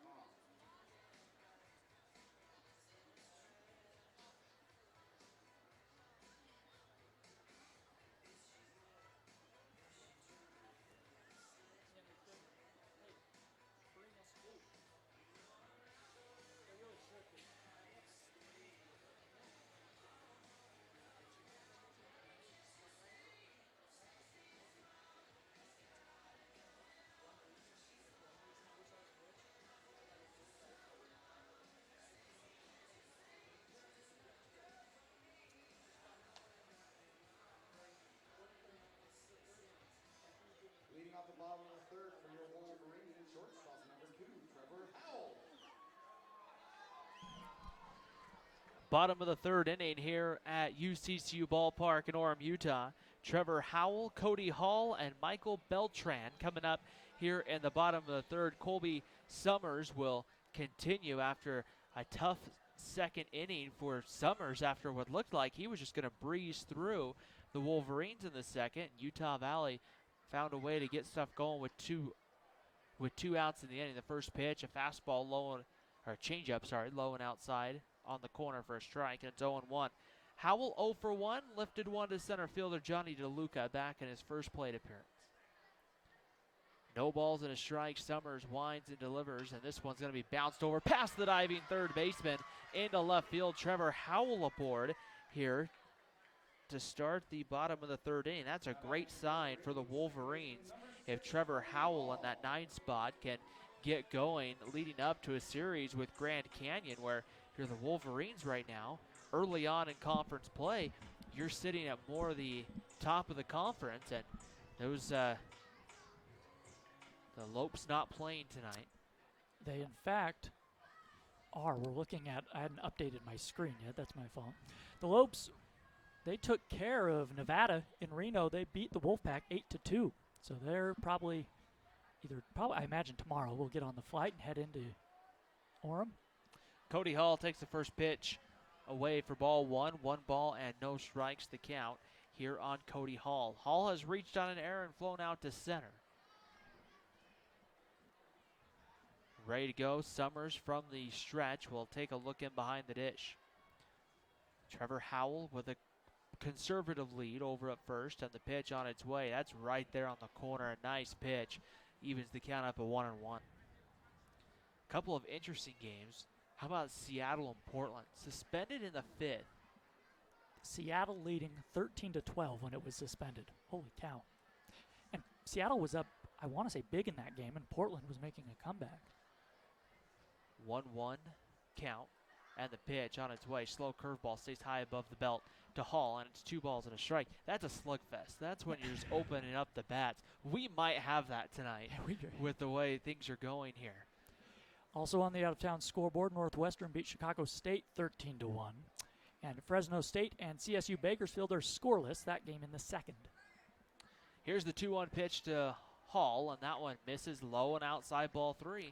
You're seeing Utah Valley. We talked a couple of series back when the Wolverines went up there in that UC Irvine series. The Utah Valley was being very aggressive at the plate, swinging early. Tonight against Oregon, however, the Wolverines are working some counts. Cody Hall now in a good 3-1 count is in and a fastball count. They'll throw over to first, and diving back is Trevor Howell. There were some interesting games last night. This is tonight the only Pac-12 team that is in action. Last night for the WAC, Metro State beat Northern Colorado 17-6. Number 19, TCU beat UT Rio Grande Valley 6-2 in Fort Worth. Notre Dame beat Chicago State 6-3 in South Bend. New Mexico State, they took care of New Mexico at home in Las Cruces 13-5. And California Baptist beat San Diego State 5-2 in Southern California. I should specify in San Diego in Southern California. And the Hornets, Sac State, they're playing good ball right now. They beat Cal 6-0. The 3-1 pitch, fastball misses outside, ball 4 to Cody Hall, and Utah Valley has the first 2 on here in the third. And now you're getting into that dangerous part of the lineup. No action in the Oregon bullpen. Michael Beltran will be the hitter here with 2 runners on and still nobody out. The tying run now on the base paths over at first base. The leading run in Beltran is now coming to the plate. The left-hander Summers has been forced to labor here in the bottom of the third inning, with Oregon leading 7-5. 12 runs in the first 2 innings of this one. Summers will look now the runner back to second base. And that middle of the order coming up with men on base. We've seen that tonight, and they have come through. Oregon scoring 1 in the top of the first. Utah Valley coming back with 2 in the bottom. Oregon responded with 6 in the top of the second. Utah Valley coming back with 3 in the bottom of the second. The pitch on its way, fastball, misses outside for a ball, and it's 1 ball and no strikes here on Michael Beltran. Now, just like we said, they're going to get a right-hander throwing in that bullpen for Oregon. 1 ball and no strikes the count. From the stretch, ready to go. Summers checks the runner at second, comes home, and that one's lined into right field. It's going to hang, however, for Tanner Smith in right field for the first out of the 3rd inning. And with 1 gone, that will bring up the DH Ryan Eastburn. It's great to have Ryan back in the lineup for sure. A big piece of the bat missing in those non-conference games for Utah Valley. You'd see him occasionally pinch hit, and boy, he was rather effective when he came in and pinched and would hit. The one that comes to mind is a big 9th inning double against South Carolina in Columbia. And Utah Valley had come back to take the lead late against the Gamecocks before South Carolina's Noah Campbell would dash the hopes of Utah Valley with a walk-off home run in the bottom of the inning. First pitch to Ryan Eastburn on the inside corner for strike 1, and it's 0-1. Eastburn has walked and singled and has scored 2 runs tonight for the Wolverines. This season, 7 hits in his first 21 at-bats. Only 3 strikeouts, however, in those 21 at-bats. Could be a key part of the middle of the order for the Wolverines with conference play here. Here's the 0-1 pitch, slow curveball that stays high, and it moves the count to 1 ball and 1 strike on Ryan Eastburn. If you're Utah Valley, it's not an easy way to start conference play. You took 2 or 3 from Seattle, which was a big one that, looking at the schedule, if you're the Wolverines, you really needed to win that one. The Red Hawks were kind of struggling, so to speak, coming into conference play. The 1-1 pitch on it, about ready to come home to Eastburn. That one's going to be bounced up the middle to short. Coming over a steer, he'll backhand toss the second for 1. They won't get Eastburn at first. So moving, Cody Hall will be retired out at second base. Trevor Howell goes to third, and Eastburn will reach on what will be a fielder's choice. And here's Alexander Marco. So an RBI opportunity for Marco, which is what he had in the 2nd inning, and he came through with a clutch base hit. That was a great job by Steer playing the short, gloving the short hop, and then underhanding to second as his momentum took him toward the first base side of the bag. A nice play by the OU shortstop. Is it OU or UO? Usually it would be UO. A lot of people there that have lived in Eugene a long time will say the U of O. Okay. All right. Or yeah, I believe. Pitch on its way to Alexander Marco. High for ball 1. 1 ball and no strikes to Marco. Well, you've only lived there your entire life. What would you know? I mean, up until, college, and then I came to Utah. Yeah, you only lived 4 blocks from campus. How would you know that? Not quite 4 blocks, but within about a 10-minute drive down the 1-0 pitch, in there for a called strike, just right over the Ferry Street Bridge and just drop on down. 1 ball and 1 strike to Alexander Marco. Runners on the corners for Utah Valley here in the bottom of the 3rd inning.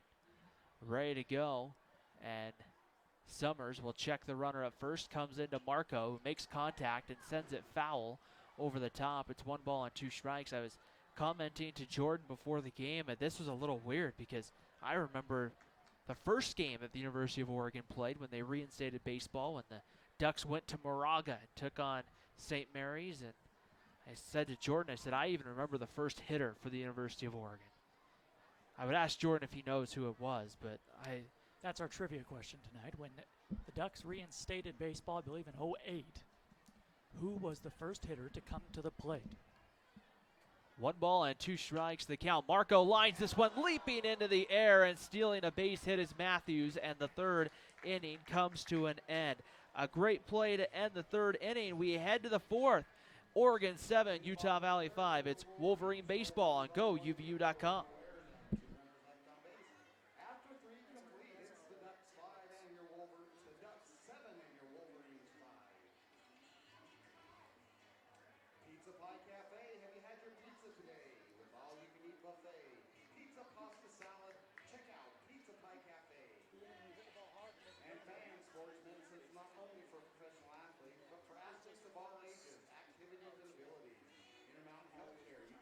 Sports Medicine, helping people live the healthiest life possible. And fan support UVU scholarships by ordering a UVU license plate online at uvualumni.org/UVU plate. UVU Alumni Association, connecting you to UVU.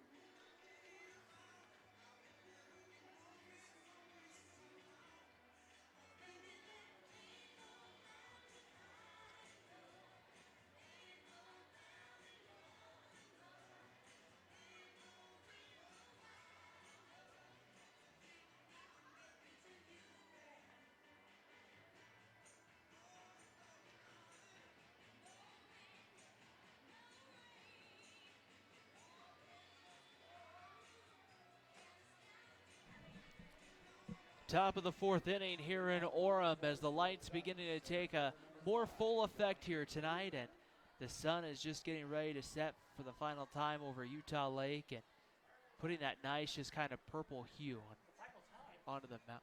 Well, not the final few moments of the day, I should say, right here as the final couple of moments of the day, I should say. Boy, that's going to get me in some trouble later. Johnny DeLuca stands in and checks his swing and holds up for ball one. 1 ball and no strikes. The count. I was thinking one thing and saying another, Jordan. Oh, man. That gets me in way too much trouble. What do you know that I don't know? Johnny DeLuca stands in, 1 ball and no strikes. The count. That one swung on, popped up. Going out, the second baseman, Hall. He'll give way, however, to Trevor Howell, who will make the catch behind the second base bag, and there's one away here in the top of the fourth inning. Don't forget, fans, to stick around after the ball game for our Wolverine Green post-game show. We will give our Wilkinson's Trophy Player of the Game. With 41 years of experience, Wilkinson's Trophy is your place for awards, screen printing, embroidery, and name badges. Check out selections online at wilkinsonstrophy.com. So here is the shortstop, Spencer Steers, 2 for 2, and he's going to be hit with the first pitch that he sees, and Oregon will have a runner on at first with 1 away in the top of the fourth inning. And for Travis Parker, you've had such a nice outing. You really would like to have him end on a positive note. Yeah, before that hit, Battery had retired 6 in a row going back to the second inning. So we talked about our trivia question. Who was the first hitter for the University of Oregon when they played their game? It was back in 2009 on the road against the Gales in St. Mary's. Here's the first baseman. It's Gabe Matthews, who went very deep. I don't even think deep's the right word. Went almost over the road behind the right field stands in his last at bat for a 3-run homer. Takes a fastball outside for ball 1. Well, some interesting players on the field that night for the University of Oregon, or I should say that afternoon, as the 1-0 pitch comes home. Fastball misses outside for ball 2 at 90 miles an hour. Just to kind of give you an idea, the first hitter was a guy from Roseburg, Oregon, Caleb Tomasini. He was a redshirt senior. He was from 10 Mile, Oregon, right outside the Roseburg area, just a little south of Roseburg. Had played some college football as well. The 2-0 pitch misses outside for ball 3. 3 balls and no strikes.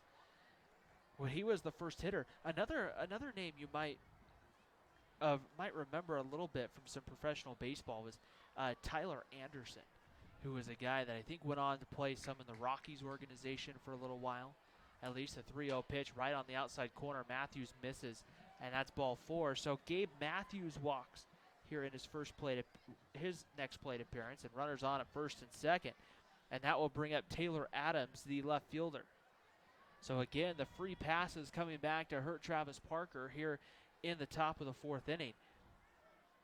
The other name that you might have maybe heard of in that group was the shortstop, Casey Cerna, who ended up going and playing some professional baseball a couple of different places. One name in this ball game that was a member of that team back in 2009 that's still on the team is first base coach for Oregon, Mitch Carricker, is still a part of the ball club. And the Ducks went 4-21 in road games that year, but opening day was one that they got the win on the road in St. Mary's.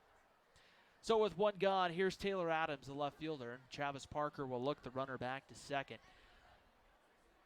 You have to, at the time, that was really big. Oregon State was in the prime of things, and there was really good hopes with a brand new ballpark being built. They built the ballpark in stages, and so some of it wasn't ready by the time the season started.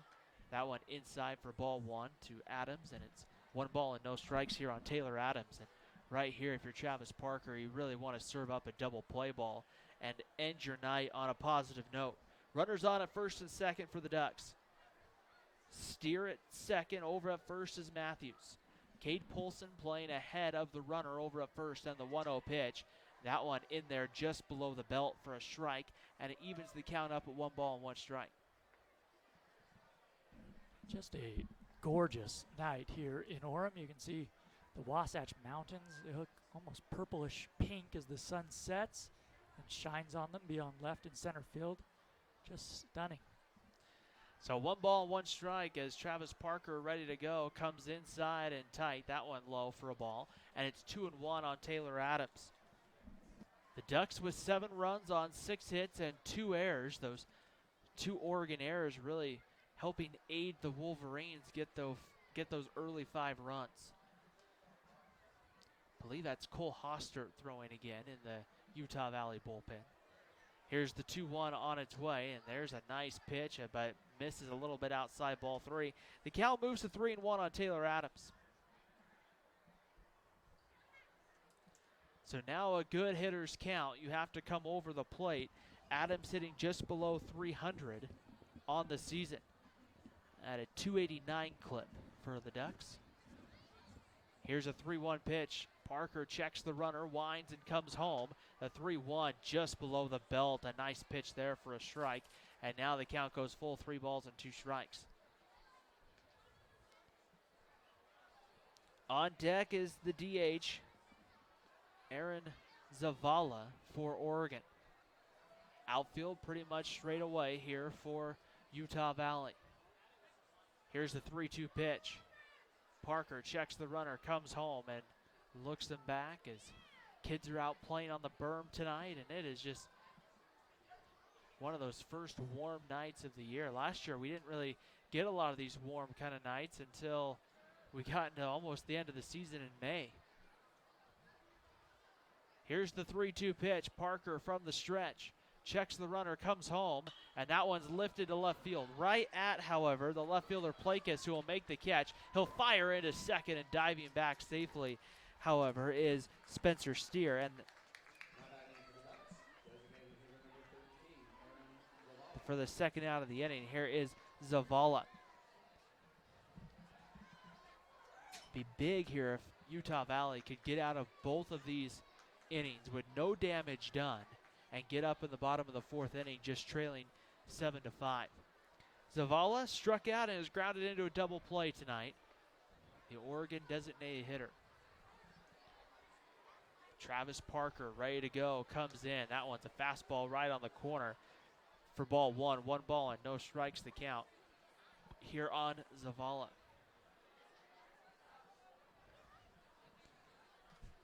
Travis Parker right now working here from the stretch. Here we're in the top of the 4th inning, 7-5 lead for Oregon. Zavala there takes a fastball that cuts away for ball 2. 2 balls and no strikes on Zavala.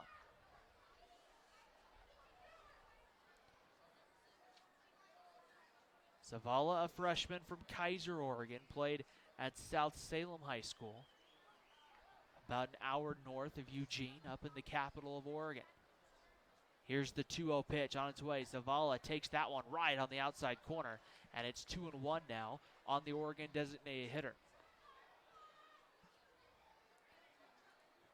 Runners on at first and second with 2 gone. Travis Parker right now working here from the stretch, ready to go. Has what he wants to come with, and the 2-1 pitch on its way. Fastball misses outside ball 3. And now, once again, Travis Parker putting himself in the position where he's going to have to come over here with the 3-1 pitch to Zavala. Zavala hitting .271 on the season. No home runs and 12 runs batted in. This is not an Oregon team that has a ton of pop, but there are some guys that can swing the bat well. That one sent foul, and now the count will go full 3-2, which means the runners, Spencer Steer out at second base and Gabe Matthews over at first, means that they can take off here with the pitch. We'll see what Travis Parker wants to come with here with the count full. Ready to go here. Zavala stands in. And the 3-2 pitch on its way is going to be grounded on the infield to short. Coming up with it, it's going to be a long throw for Howell, but he gets Zavala, and the inning is over. So Oregon gets a couple of runners on, but they strand them. We head to the bottom of the fourth inning, 7-5 Ducks on top of the Wolverines. In the top of the fourth, for the Ducks. No runs, no hits, no errors, and 2 runners left on base. All right, folks, it's time for the Wolverine crossing soda chugger. Let's go down to Connor on the dugout. Connor. All right, fans, tonight we have Audrey and Ian. We'll have 30 seconds to drink as much soda as possible. Are you guys ready? Oh, Audrey's got to open it.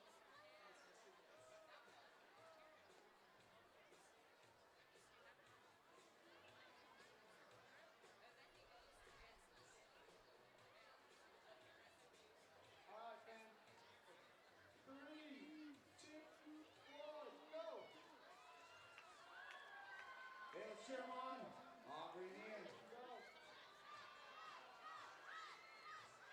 Oh, splash. Let's get up and put it.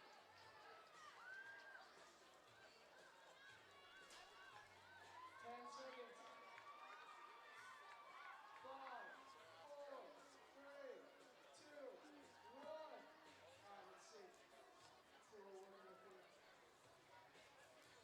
Looks fine. I think Ian's our winner. Bottom of the fourth inning here at UCCU Ballpark in Orem, Utah. A 7-5 lead for the visiting Oregon Ducks here on top of the Utah Valley Wolverines as Drew Sims, Mick Madsen, and Cade Polson, 5, 6, and 7 will come up, and they will still face the left-hander Colby Summers, who will get ready to go to work here. Sims on the night's been hit by a pitch and had an RBI single back in the second inning. First pitch on its way, and Sims one-hops this one to second. It takes a funny hop there on Foxcroft, who throws him out, and one pitch, one away here in the fourth inning, and that will bring up the third baseman, Mick Madsen. Madsen hit into a fielder's choice and walked this evening for Utah Valley. Madsen in at third for Paul Estrada. And Madsen coming off of a very nice weekend up at Seattle. We talked about that might be a position to keep an eye on the rest of the year. As first pitch to Madsen's in there for a called strike, and it's no balls and one strike here on the freshman third baseman from American Fork. Summers ready to go. Takes a look in behind the plate, and the 0-1 pitch comes right on the corner with a breaking ball, but misses away. And the count evens up here, 1 ball and 1 strike. Utah Valley has left 8 runners on base tonight. They've had opportunities really to get both of the runs back that they're trailing. The 1-1 pitch, and Madsen checks his swing, but that one's over for a strike. And it's 1 ball and 2 strikes, the count on Mick Madsen.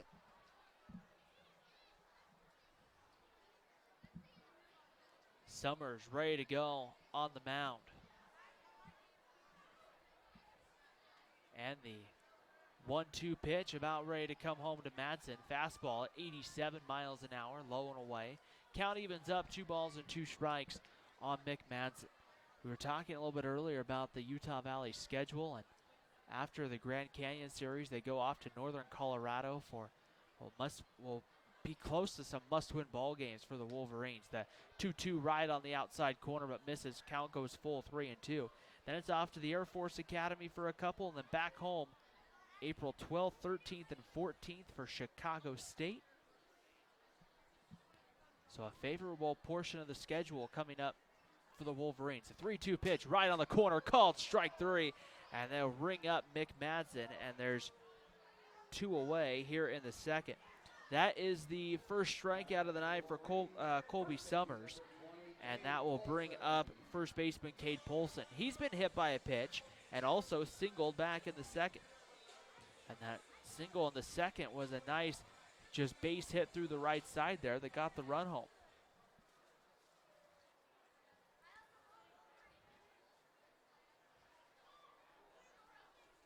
And right now there's Jeff Clough trying to get the attention of Summers and get a new baseball out to him. Right here. No, 2 outs here in the bottom of the 4th inning. 7-5 lead for the University of Oregon.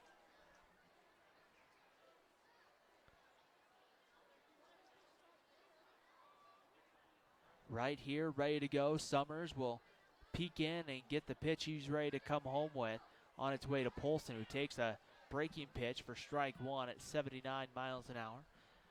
Snowballs and a strike to count here on Cade Polson.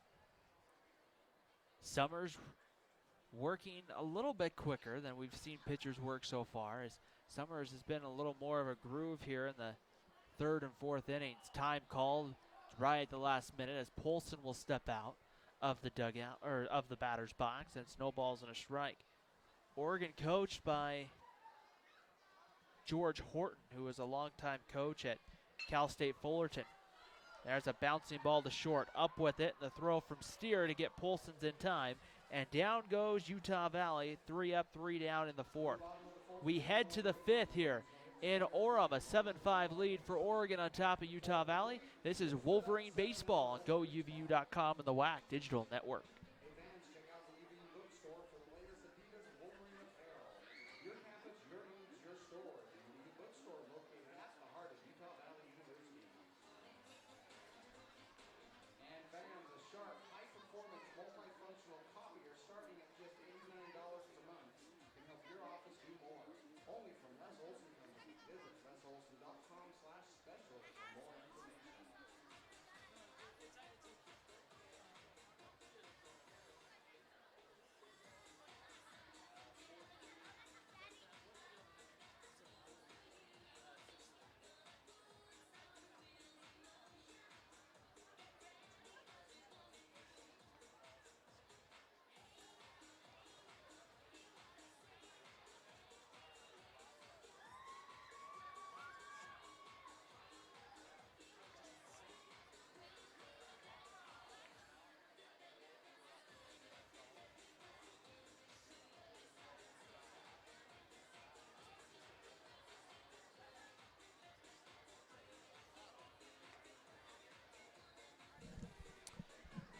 We head to the top of the 5th inning here at UCCU Ballpark in Orem, Utah. 7-5 lead for our visitors from the Pac-12 Conference, the Oregon Ducks right now, looking for win number 13 of the season.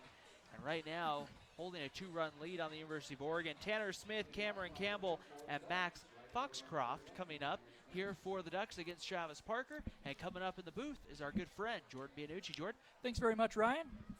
First pitch is swung on and fouled back to the screen. Smith tonight is 0 for 2. He has struck out and bounced out to first base. 7-5 our score. Utah Valley trying to keep this one close. Parker back in there, as Ryan mentioned, for his 4th inning of relief. He's been very good. The 1-strike pitch, a fastball swung on and missed, and it's 0-2. Smith, a left-handed hitter, hitting .262 on the year. No home runs, 11 RBIs. The Wolverines trying to continue that positive streak as a ball misses way high to the backstop. It's 1-2. They took 2 of 3 over the weekend from Seattle. They've won 2 in a row, which you may be saying, well, that's not that big of a deal. It is for Utah Valley this year. They have struggled with an overall record of 5-18. They had not won a series until this past weekend since last March. A ball misses away, a breaking ball from Parker, and it is 2-2.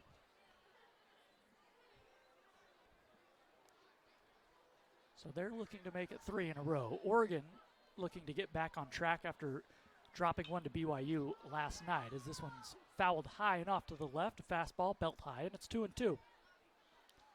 Campbell is on deck. bottom third of the Ducks order due up here in the 5th inning.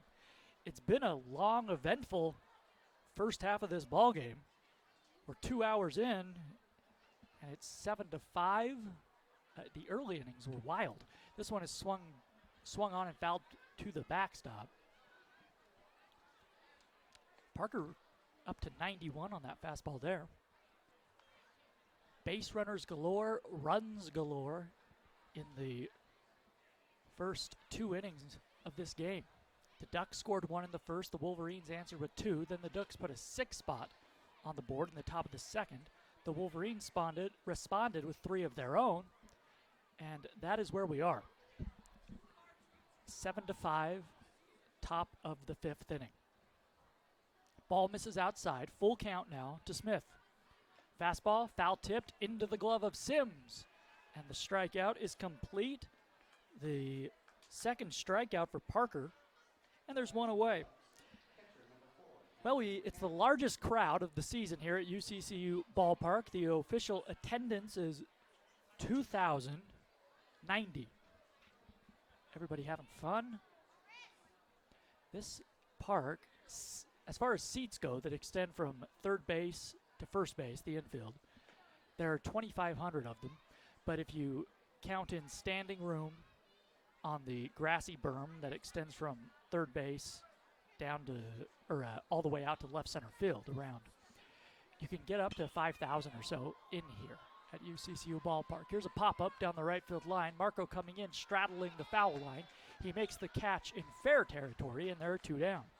Campbell is retired. So here is Foxcroft. He is 0 for 1. He also walked back in the 2nd inning. Came around to score in that 2nd inning, in which the Ducks sent 9 men to the plate and scored 6 runs. A left-handed hitter. Foxtrot has struggled this season. He's coming into the game, was batting just 120. Even stance from the left side. Parker with a fastball, thigh high on the inner half, taken for strike 1. Well, fans, come out to the ballpark, I should say, for the ball games this weekend. A 3-game series with Grand Canyon, one of the better teams in the WAC. Ball misses outside, a breaking ball missing from Parker. It's 1-1. Game 1 of that 3-game set will be Friday night, first pitch at 6 p.m. We'll have it for you on GoUVU.com. Plenty of good seats still available, though, here at the ballpark. The 1-1 fastball misses just off the outside at 88 miles an hour, and it's 2-1 to Foxcroft. 7-5, Oregon leading. The base is empty, 2 outs in the top of the 5th. Game 2 of that 3-game series this weekend will begin at 2 o'clock on Saturday. Here's a ground ball to second. Hall is up with it, throws to first, and the inning is over. Parker has settled in nicely for the Wolverines. So we head to the last of the 5th. Plakas, Howell, and Hall due up. 8, 9, and 1 for the Wolverines. They trail Oregon 7-5.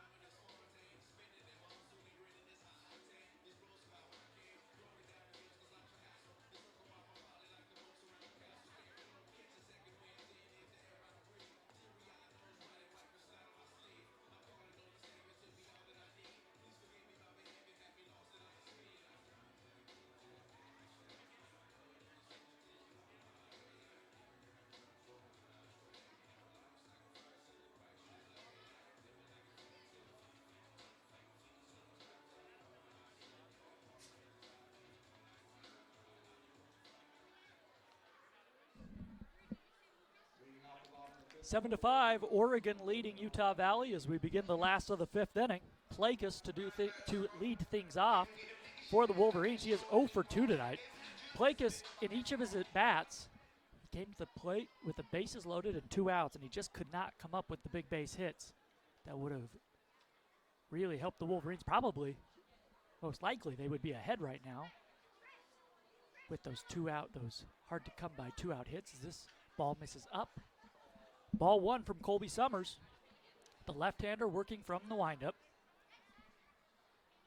Here's the pitch. Plakus swings and misses at a off-speed pitch down, and it's 1-1. Plakus on the year hitting .233. He's had just 43 at-bats. 1 home run. Summers, the left-hander, winds and fires. The 1-1 fastball misses outside. 2-1. The Wolverines are 21-63 all time versus the Pac-12.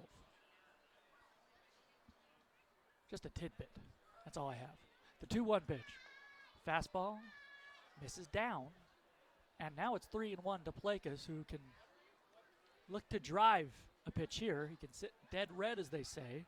Summers does not want to put the leadoff man on and bring the tying run to the plate.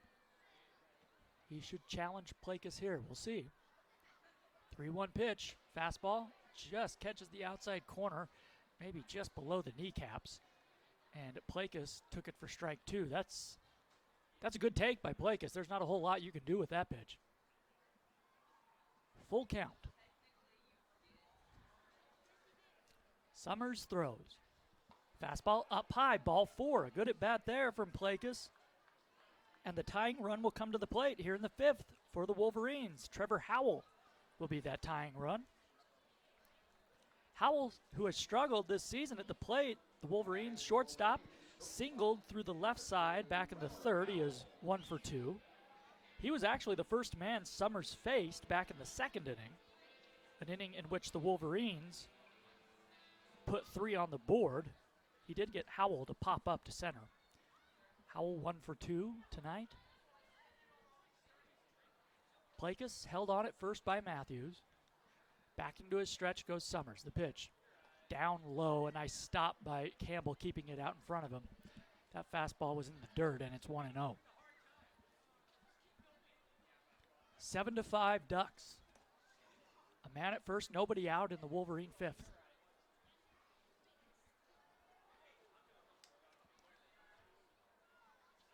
Plakus has tried to steal 1 base this season. He was successful. The 1-0. Howell takes a fastball down low, ball 2. Well, night has fallen here in Orem. Just a lovely evening after it has been a cold winter here in northern Utah. The 2-0 pitch to Howell. And a fastball just catches the inside corner for a called strike. 2-1 to the right-handed hitter. The Wolverines had a 10-game, turned into a 9-game homestand after one game was snowed out. But that entire homestand, it was cold. So tonight is refreshing. The 2-1 pitch. Ball misses down in the dirt. I'm not sure if that is the fastball. I think that is the fastball from Summers. But it does have some nice movement on it, cutting in toward the right-handed hitting Howell. It's possible that it's a slider or a cutter, but I think that may just be a 2-seam fastball that has some nice movement. 3-1 to Trevor. Plakus at first base, nobody out. The Wolverines trailing by 2 runs. The pitch, a fastball is poured in there right down the middle at 86 miles an hour, and the count is full. So we'll see if Matson starts the runner. There is nobody out, and the top of the order is coming up, so perhaps not, but you never know. It is also important to consider that Colby Summers, a lefty, is tough to get a jump off of. The runner does go. Ball in the dirt, and he walked Howell. So 2 consecutive walks issued by Summers to begin this 5th inning. A right-hander is getting loose for Oregon. The tying run is at first base, nobody out. And the Wolverines will send up the top of the order. Here is Cody Hall. Hall reached on an error and scored in the 1st inning. Flied out in the 2nd and walked in the 3rd. He is 0 for 2 officially. And now the long walk to the mound by pitching coach Jason Dietrich. We'll see if he sticks with Summers. Summers, this is his 4th inning of relief. And he gave up a big 3-spot, crooked number in the 2nd inning. Otherwise, he's been terrific. Meeting on the mound, and Dietrich does make the move to the bullpen. A new right-hander coming in. 1st and 2nd, nobody out. The go-ahead run coming to the plate for the Wolverines. It is 7-5 Ducks.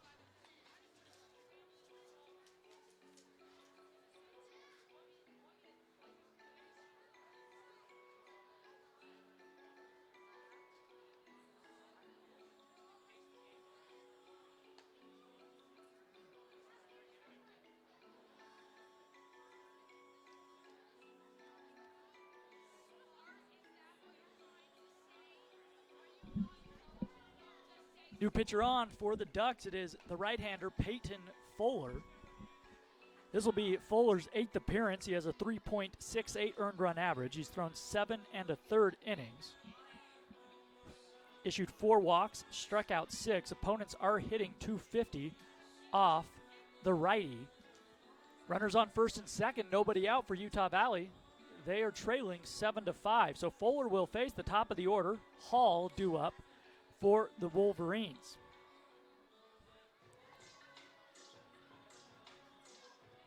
Fuller, the sophomore out of Ashland, Oregon, went to Ashland High School. 6 feet 3 inches tall. So here we go. The Wolverines again with another great opportunity to score some runs and tie this game at the very least. 2 walks issued by Colby Summers to begin this inning. So he gives way to Fuller. Fuller working from the stretch.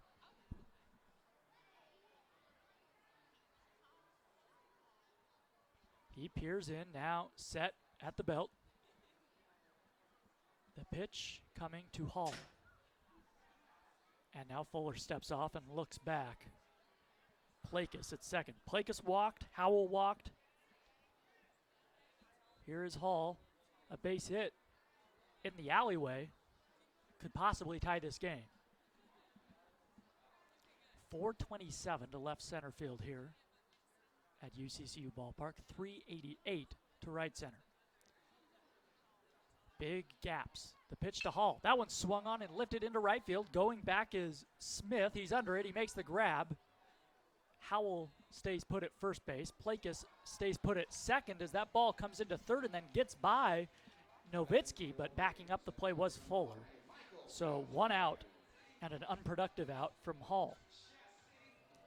If you're Howell, you would like to at least get that ball deep enough and right where Plakus can take 3rd with less than 2 outs on a tag play. But that was just hit medium deep. So 1 away, here is Beltran. Still a great opportunity for the Wolverines. Beltran really hitting the ball well this season. Came into the ball game batting .333. He is 0 for 2 tonight. Also has walked and scored a run. Right-handed hitter. Fuller taking a while. Now he comes home. And a slider misses down and away. A great stop by Campbell. Sliding to his right. 1-0 to Beltran.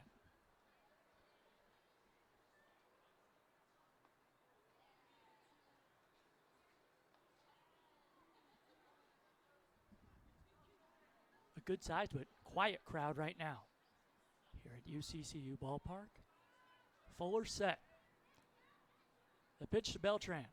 A swing and a high fly ball into deep center field. DeLuca back. He is under it at the deepest part of the yard. He makes the grab. Plakus tags and takes 3rd, but that's the 2nd out of the inning. So Beltran gives that a ride just shy of the warning track out there near the 427 marker. In a lot of ballparks, that may be a home run. Not here, though. He may have hit that one about 400 feet. So here is Ryan Eastburn with 2 down. Runners on the corners.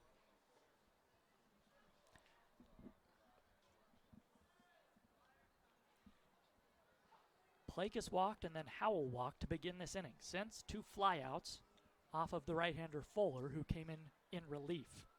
Eastburn, a left-handed hitter. He singled back in the 2nd inning.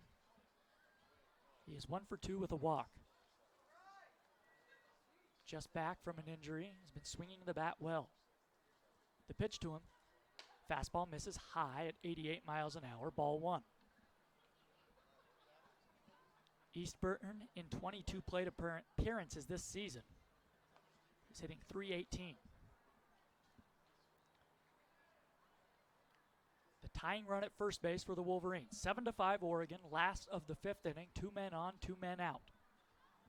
Fuller's set.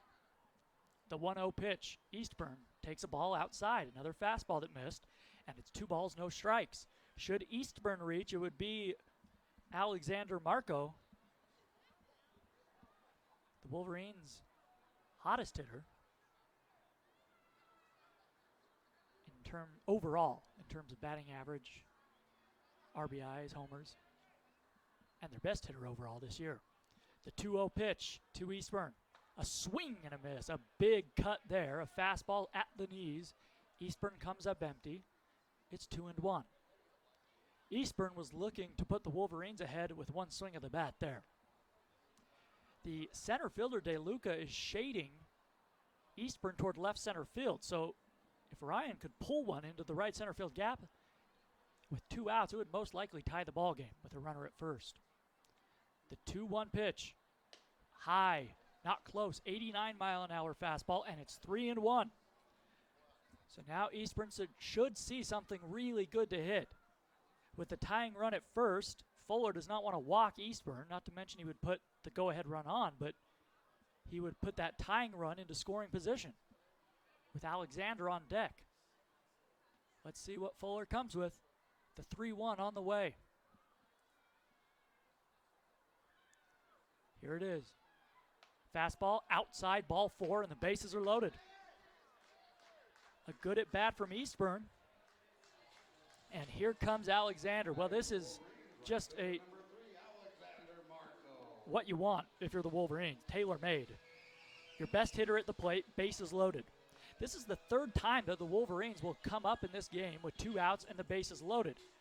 They have come up empty in each of those situations earlier tonight. But in those situations, they did not have Marco at the plate. So here we go. 2-run game, bases loaded. Marco has singled in a run tonight. He is 1 for 2 with a walk. Here comes the pitch. Fastball, high and inside, ball 1. 3 walks in the inning, 2 issued by Summers, 1 issued by Fuller. Fuller trying to work around bases loaded jam. He peers in, bent at the waist, now comes set straight up at the belt. The 1-0 pitch to Marco. Off speed, in there for a called strike. Knee high on the inside corner, looked like the changeup, and it's 1-1. Marco hitting .341 on the year, leads the team in average and home runs, has 4 big flies, 17 men batted home. 2 more RBIs for Marco, and this game would be tied. 1-1, base hit up the middle. 1 run comes in to score. They're going to send the runner rounding third. Tie game. Plakis scores. Howell scores. 7-7.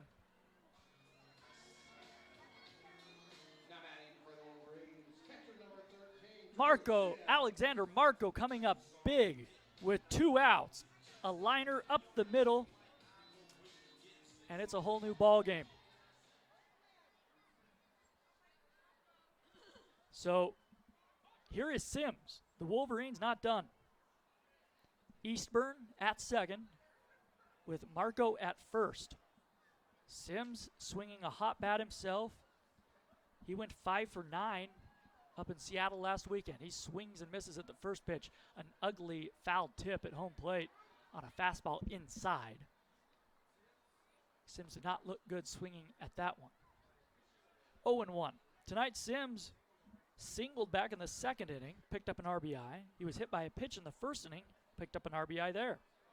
1 for 2. He bounced out to second base in his last at bat. This is the first time he has faced Fuller. Righty versus righty, the one-strike pitch on the way. Fastball swung on, lifted foul down the right field line, and it's 0-2 to Sims. Well, Fuller came in and retired the first 2 men he faced, inheriting 2 base runners, but then a walk by Eastburn and a single from Marco evens the score. So nice job by the Wolverines tonight with 2 outs. A lot of that action in the second inning, coming with 2 outs when they scored 3. The 0-2 to Sims. Fuller checks on the runner at second. The pitch. A swing and a chopper to shortstop. Charging his steer. He gloves it, throws on the run to first, and Sims is retired. But the Wolverines get 2 runs, no hits. 1 hit, I beg your pardon. 2 runs, they strand 2, but they tie the game. We go to the 6th inning. It's the Ducks 7, the Wolverines 7 on GoUVU.com. It's all tied. Your Wolverines 7 and the Ducks 7.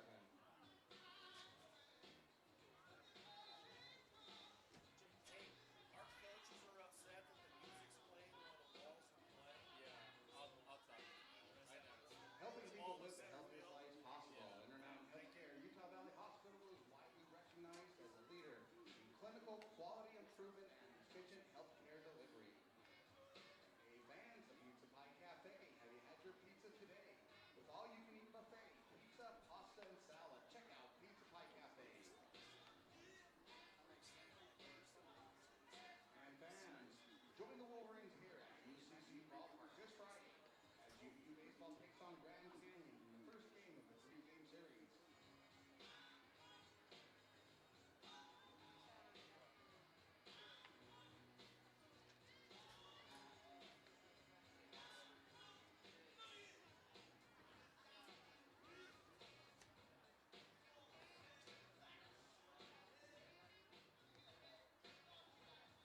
And attention fans, now on the mound for your Wolverines, number 44, Cole Holster.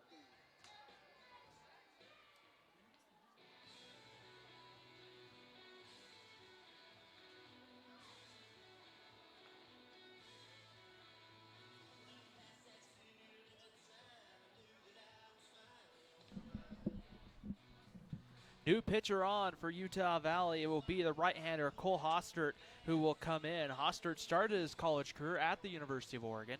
He's played in, this will be his 5th appearance for the Wolverines. No record with a 4.15 ERA. He's gone 4 1/3 innings, allowed 2 hits, 2 runs, 3 walks, and 4 strikeouts. Opponents hitting 143 off the right-hander, and it will be the top of the lineup with Sam Nowitzki leading off for the Oregon Ducks. Yeah, Cole Hostert, a former Duck himself, transferred to Utah Valley.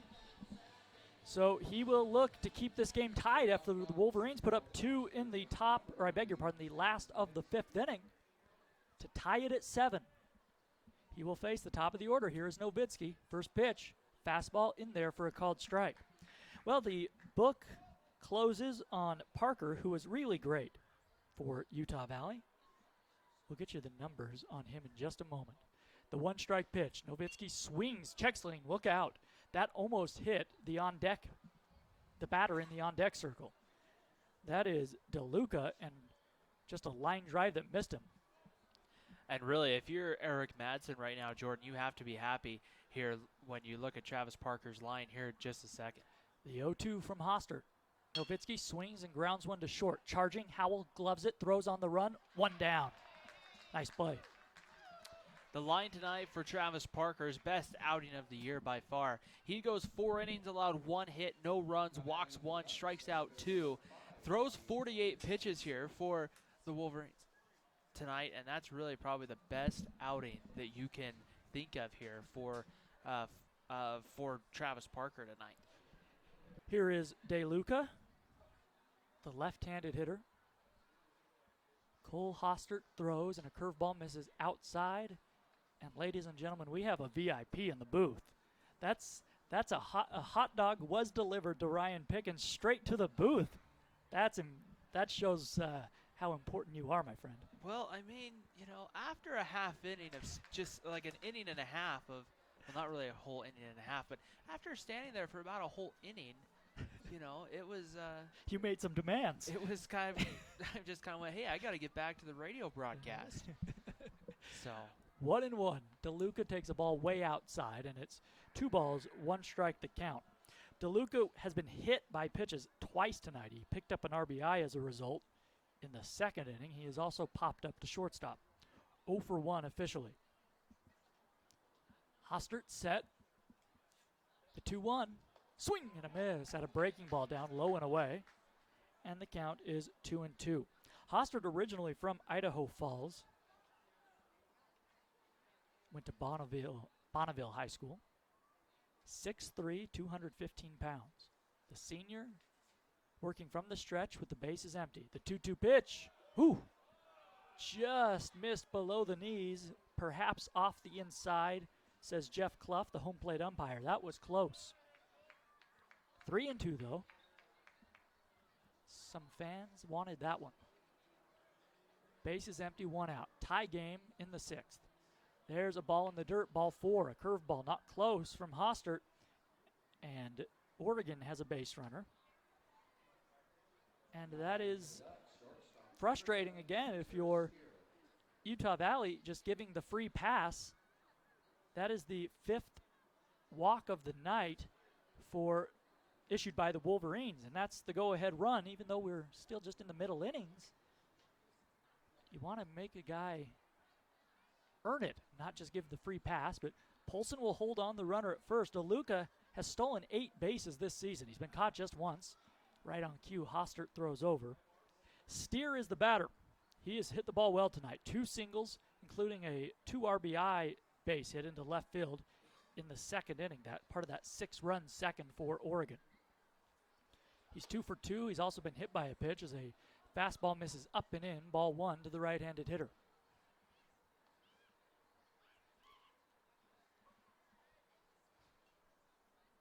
There is a righty getting loose in the pen for the Wolverines. I believe that is Romeo Carrillo. 7-7 the score. Fastball misses down and away. Ball 2 to DeLuca. DeLuca on the year does not have a home run. Does have 10 RBIs though. I say DeLuca. DeLuca's at first. I beg your pardon. Steer is at the plate, and he has 2 home runs this season. Steer, a right-handed hitter. The pitch to him. A swing and a fly ball down the left field line. Foul. It 1 hops the wall in foul territory, and the count is 2-1.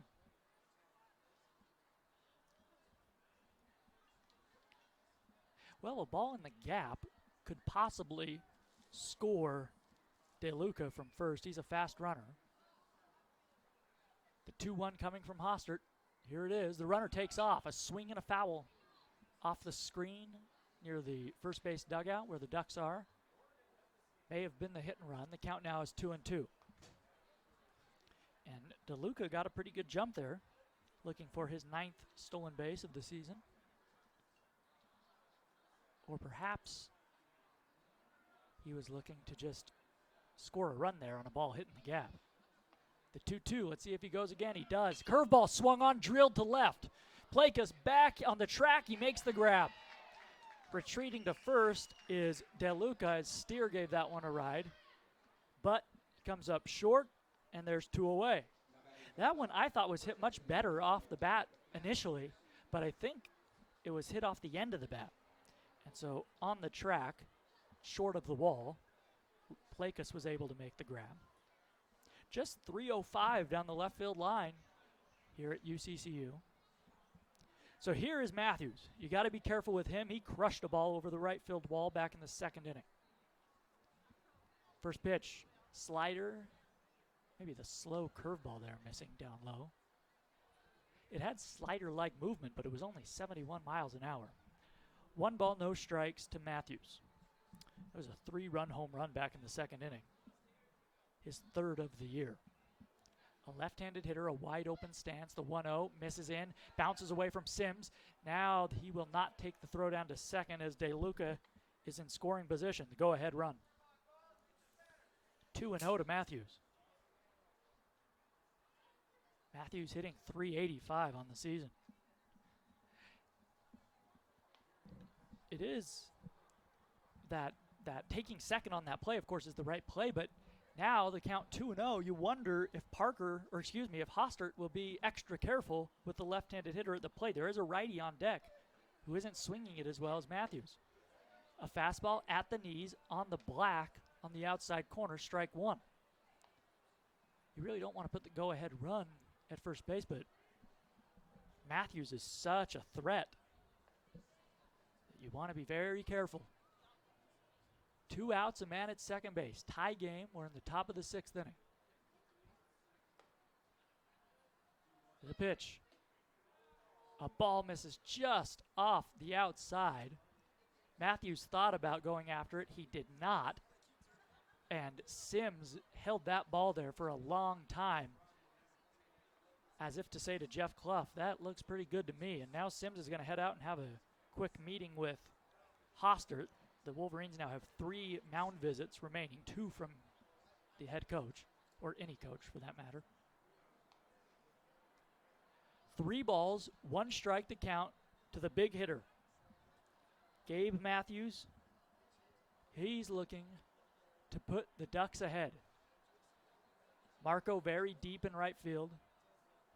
Matthews stands straight up, open stance in the left-handed batter's box. The 3-1 pitch, outside, just missing, and he walks him.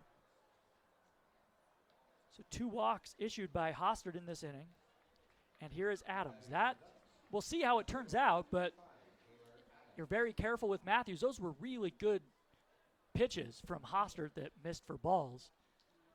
So now he faces Adams, who is 1 for 2 tonight, but this season hitting just .270 coming into the game. A right-handed hitter at that. Fastball misses down and away. I say the fastball. I think that was a slider that Hostert just has not been able to command real well in this inning. Ball 1 to Adams.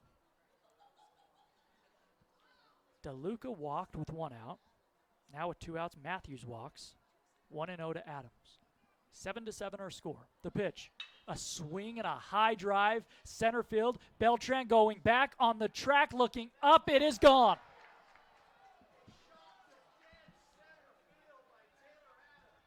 A 3-run home run with 2 outs in the inning, and it is 10-7 Ducks. That one hurts. So much for my train of thought going after Matthews. For Matthews, that is his 3rd homer of the year. I say Matthews, that's Adams' 1st homer of the year. And that's not a cheap shot here at this ballpark as the pitch comes in on the corner for ball 1 to Zavala. That's just, Jordan, I mean, that's a ball that you might see. We've seen 2 or 3 of those this year already, but boy, that's an absolute shot to center field. Yeah, 408 to dead center as another ball misses outside. 2-0 to Zavala. And that one in between the area over the wall and the batter's eye. But, man, those walks, they will come back to bite you. 2-0 now to Zavala. Base is empty, still 2 outs, 10-7 Ducks. The pitch, a fastball in at the knees, strike 1. The 2nd home run for the Ducks in this one. Still plenty of outs for the Wolverines to work with, but with 2 outs, would have liked to get out of that inning. Instead, Hostert delivers a ball here, and it's 3-1. Well, and that's the thing. If you look at Cole Hostert's another guy, Jordan, that I look at and I go, I really like the stuff. that he has, the makeup of his pitches. He's gotten into some tough situations that he hasn't been able to get out of. Fastball misses down low and away. Ball 4. The third walk for Hostert, and that may do it. Here comes Eric Matson. Let's see if he makes the move to Carrillo in the bullpen.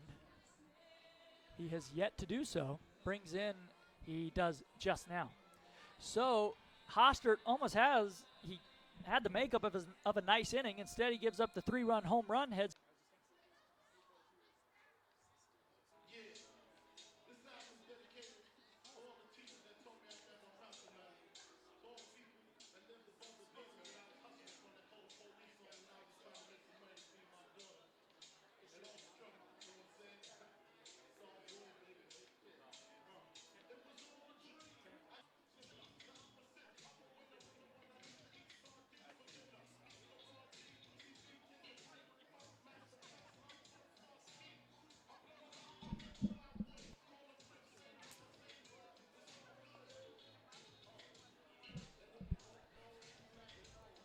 Top of the 6th inning here in Orem. 3 runs across for the Oregon Ducks, and we got a new pitcher on the mound here for Utah Valley. It will be the right-hander, Romeo Carrillo, coming in. Carrillo on the year, 0-1, making his 9th appearance. He's got 9 innings for this Wolverine staff this year. 14 hits, 8 runs, all earned, 4 walks, 5 strikeouts. Opponents are hitting .350 off the right-hander. Jordan, once again, we've talked about it all season long. It's these walks and these free passes really coming back to hurt Utah Valley. We'll see here what Utah Valley can do with 2 outs in the inning. It is Tanner Smith, the batter, hitting from the left side. The pitch to him from Carrillo, right down the middle. Taking off for second is Zavala, and Sims just never saw him. Sims held that ball there as if he were framing that pitch. It was a perfect strike, but then he hopped out belatedly from his crouch and was way too late.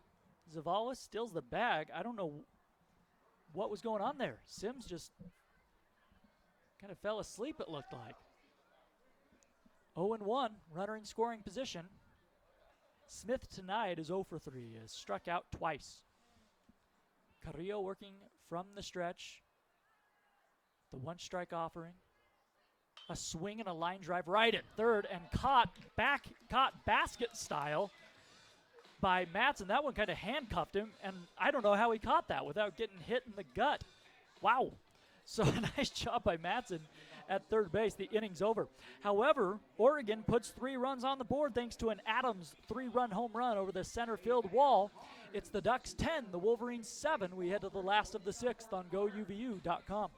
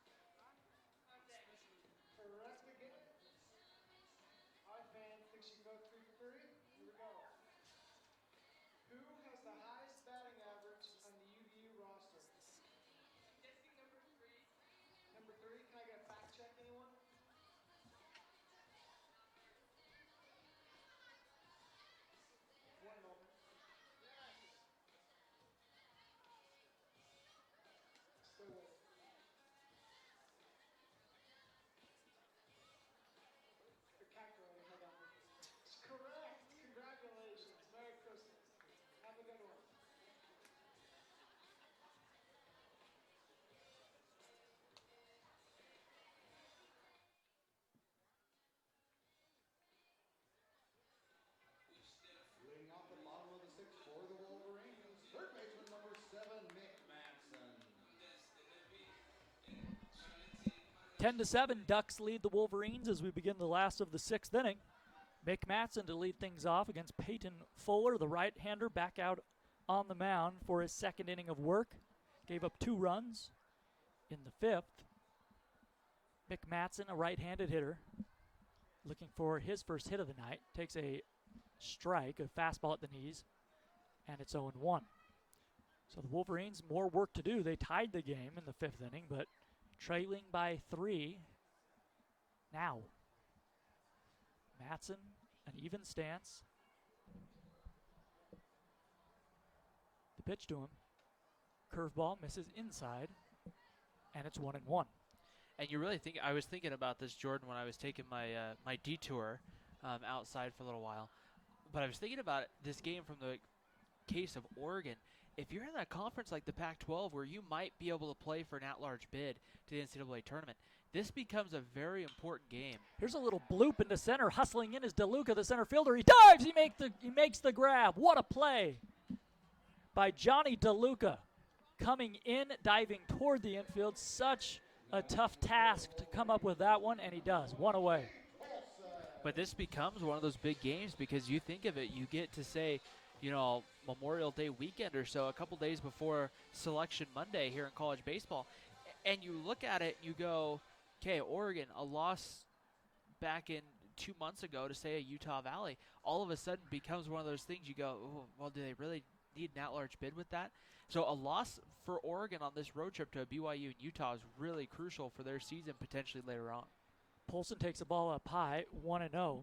Well, you're right, and it's that RPI killer because the Wolverines, as of last weekend, I think were 252nd in the nation in RPI, just brutal. And so unless the Wolverines, and the Wolverines are making good progress. They look like they could turn around this season. Don't get me wrong. As Polson swings and lines this one foul down the right field line, it's 1-1. But let's say the Wolverines have a tough year where, let's say they only win, say, 15 games. You don't know how it's going to go. But if that were the case and Oregon were to lose this one, it would be considered a bad loss at the end of the year. Of course, if Utah Valley came back and started playing well, just as they did this past weekend, then it wouldn't be such a terrible loss. There's a big drive into right field. Going back and reaching up is Smith, shy of the track, and he makes the grab on the run. A very nice play by Tanner Smith, and Polson gave that a ride, but just a better defensive play. So 2 really great defensive plays to begin the 6th inning. 2 outs, bases empty for Plakas.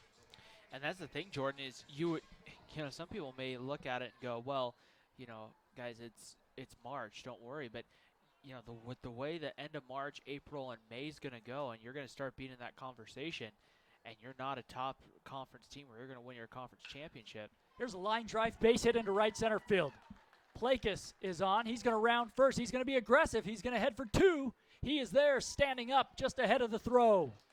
That's good news for Jake Plakas, who needed something positive to happen at the plate, and he has a 2-out double. His first base hit of the night. Plakas struggled. He came up in the early innings twice with the bases loaded and 2 outs and couldn't come up with a timely knock. So a nice job by Plakas, and that was not a cheap hit. He drove that one into right center, and here is Howell. So a man at second, 2 outs. The Wolverines trailing 10-7, last of the 6th inning. But you're right, Ryan. Right now, Oregon is just 12-10. So they really need to turn on the burners if they're going to get an at-large bid. The pitch, a swing and a high pop-up, shallow right field near the foul line. Coming in is Smith. He is going to dive, but it's a foul ball. Landed about 10 feet foul. Smith with a tremendous effort. The first baseman, Matthews, was out there near the bullpen. The second baseman, Foxcroft, was out there, but it falls harmlessly, and it's 0-1 to Howell. And the thing that gets tough with that, Jordan, is that then you look at your conference and how do you stack up. Right now, if you're the Pac-12, you have really good RPIs entering as of March 24th. You have Oregon State, UCLA, Stanford, Oregon, and Arizona State all in the top 12. So that's going to bode well for the Pac-12. But if you're in another conference where it's not going to bode so well in a down year. The pitch to Howell is swung on and hit into left center field. DeLuca moving over. He will make the grab, and the inning is over. Howell just got under that one. He just missed it. So the inning is over. The Wolverines get a base hit. They leave him stranded. No runs. On to the 7th inning. Oregon 10, Utah Valley 7. You're listening to Utah Valley Baseball on GoUVU.com. It's the Ducks 10 and your Wolverines 7. Fans, Chicano's Brazilian Grill. Visit our new location at University Place on the corner of State and Parkway. Here in Orem, Chicano's State Trophy is your place for awards, screen printing, embroidery, and name badges. Check out selections online at wilkinsonstrophy.com. Romeo Carrillo back out there on the mound for the Wolverines. He will face Campbell, Foxcroft, and Nowitzki. 8, 9, and 1 for the Ducks. And to tell you all about it, here is Ryan Pickens. Thank you, Jordan. A 1 for 3. Cameron Campbell stands in and looks at the first pitch, a fastball just at the knees for a called strike. And it's 0-1. We were talking RPI last inning. I just looked it up here in between innings. Utah Valley came in 248. And you wonder kind of where that stacks up nationwide. There's 299 teams in the RPI. The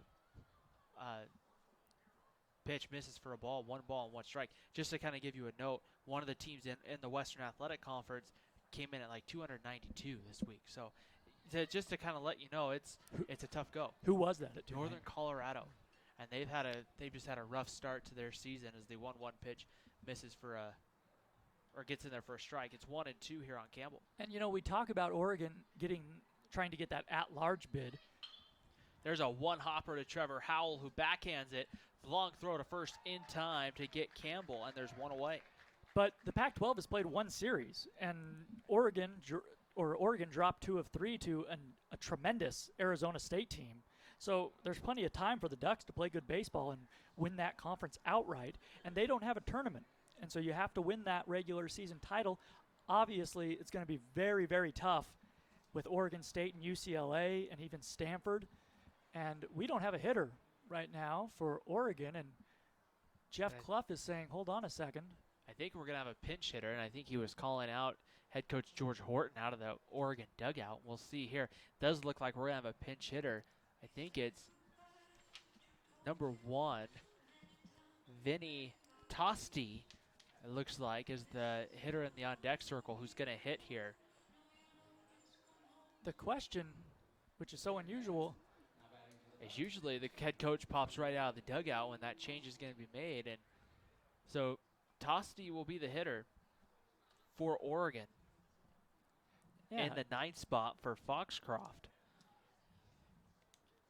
Tosti, a freshman from Santa Rosa, California.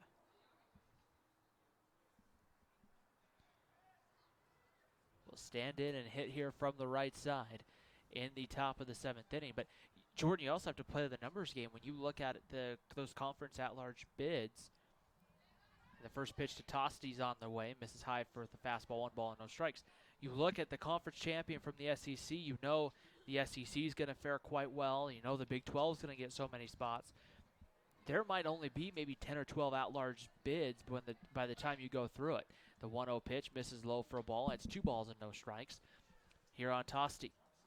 Sam Nowitzki on deck right now, ready to go.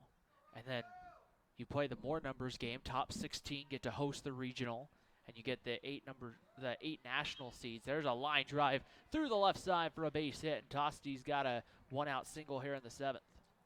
That was a smash through the left side. We don't have exit velocity like they do in the big leagues to tell us, but I would be interested to see how hard that ball was hit. That was absolutely smoked.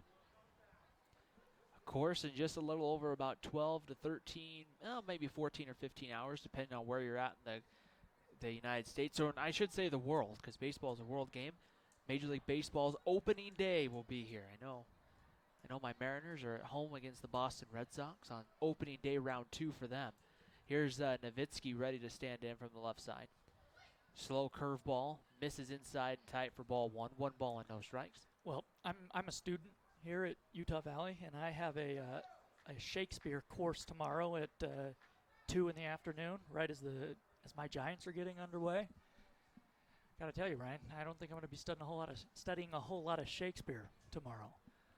The 1-0 pitch on its way, and there's a throw from his knees for Sims to get the runner at second. The ball, I think, came out of the glove, but they're going to call him out at second base. Tosti caught stealing right there. A nice throw from Drew Sims, getting it out quick from his knees, and quickly 2 outs in the 7th And now Nowitzki has a 2-ball, no strike count on the Oregon leadoff hitter. Well, that's the arm and the defense we've come to expect from Sims. Just a perfect throw down there. 2-0 pitch, misses outside, ball 3, and the count goes to 3-0 on Nowitzki. So what I'm saying, I suppose, is that I'm going to be not reading the Winter's Tale tomorrow. The 3-0 pitch, missing low, ball 4, and Nowitzki draws a walk, his second walk of the ball game, and that will bring up Johnny DeLuca. I'm a little more fortunate because it's like a 5:05 first pitch up in Seattle tomorrow. Boston's in town. I don't know how I feel about Chris Sale on opening day, but the Mariners are in first place, so I am happy. They're 2-0. 2-0, baby. After taking 2 from Oakland over in Tokyo. And we get, our number 1 and 2 starters on opening start the series, so I don't know. Maybe they'll get lucky and split. You have the former Duck, Ryan Healy, with the M's. The first pitch misses outside for a ball. 1 ball and no strikes on Johnny DeLuca. And that's one thing Oregon kind of underrated for getting players. Some of those players we mentioned, a couple, Tyler Anderson a little bit earlier in the ball game, but Ryan Healy, another one that has had a chance to get to the big leagues from Eugene, and that one fouled back for 1 ball and 1 strike. The count right here. And Oregon has found a way to get some very talented players to come up and things like that. George Horton has done a great job. I just remember when they announced that they had hired George Horton, I just remember going, wow, that's a really big hire for especially to kind of not necessarily start up a baseball team. The 1-1 pitch low and inside. Sims with the snap throw to first, and they didn't get the runner.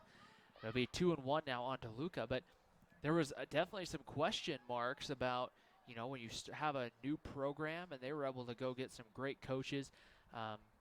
George Horton brought in Andrew Checketts, who's now the head coach at UC Santa Barbara, to work with the pitchers there, and they found a way to build a really good staff and a really good program really quickly. The 2-1 pitch in there at the knees for a fastball, the called strike, and evens the count up at 2-2. They're doing similar to what Boise State's having to do right now with bringing back baseball. And well, I think you can say it's been an unmitigated success. George Horton, of course, coached C.S. Fullerton to a national title in 2004.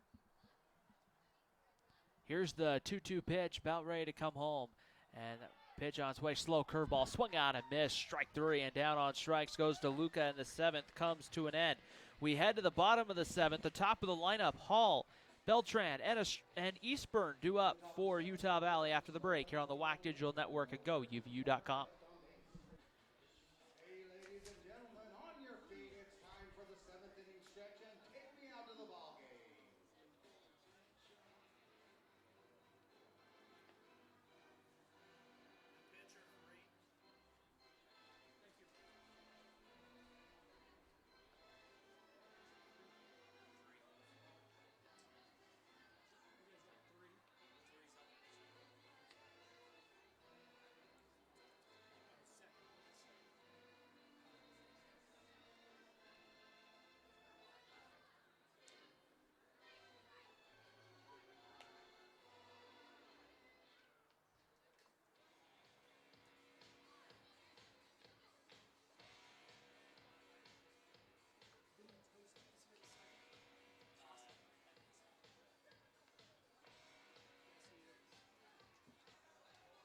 Off the bottom of the 7th for the Wolverines, second baseman number 6, Cody Hall.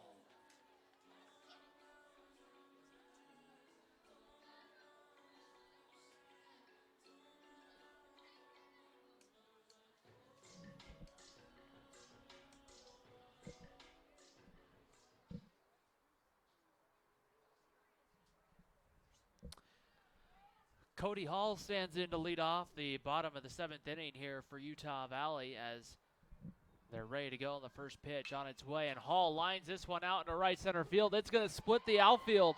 Cody Hall has himself as he goes into second base, diving head first as the ball skips away from the shortstop. Steer covering the bag. And Utah Valley has a runner in scoring position with one swing of the bat. The second time tonight that Cody Hall has been aboard here in the 7th. And Michael Beltran now, the center fielder, will come to the plate. Beltran 0 for 3 tonight with a walk. He did come around to score a run, however, in that 3-run second inning for Utah Valley. I mean, it kind of looked like we might just have an offensive showdown tonight. Then the pitchers kind of settled in a little bit. Beltran ready to go from the right side. Hall has his lead. Brett Walker, the new pitcher, on the mound for Oregon, ready to come home. This one inside and tight, and it hit Beltran.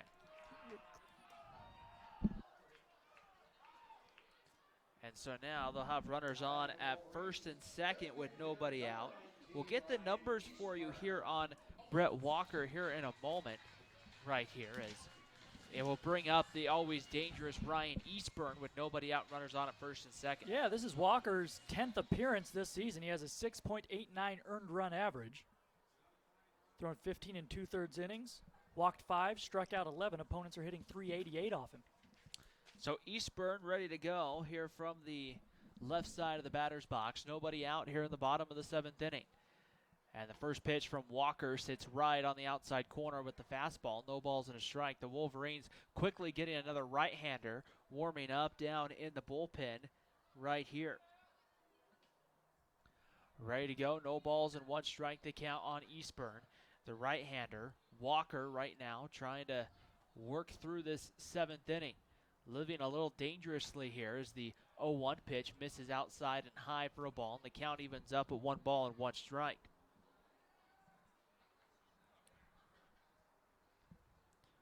Walker will work from the stretch here. Nobody out, bottom of the 7th inning. 10-7 lead for Oregon. Ready to go from the stretch, and the 1-1 pitch. Eastburn takes that one outside, ball 2. 2 balls and a strike, and now if you're Ryan Eastburn, you've worked it back into a hitter's count, and that's going to put some pressure here on Walker to have to come over the plate. Eastburn ready to go. 2 balls and 1 strike to count.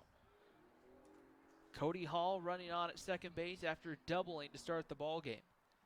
And here's the 2-1 pitch to Eastburn. Right on the corner. That one good for strike number 2 on the outside edge at 86 miles an hour. The count moves back to even. 2 balls and 2 strikes. On deck, it's Alexander Marco for Utah Valley. The tying run right now at the plate for the Wolverines in the hot-hitting bat of Ryan Eastburn. Eastburn's on-base percentage up over .480. Here's the 2-2 pitch, about ready to come home to Eastburn.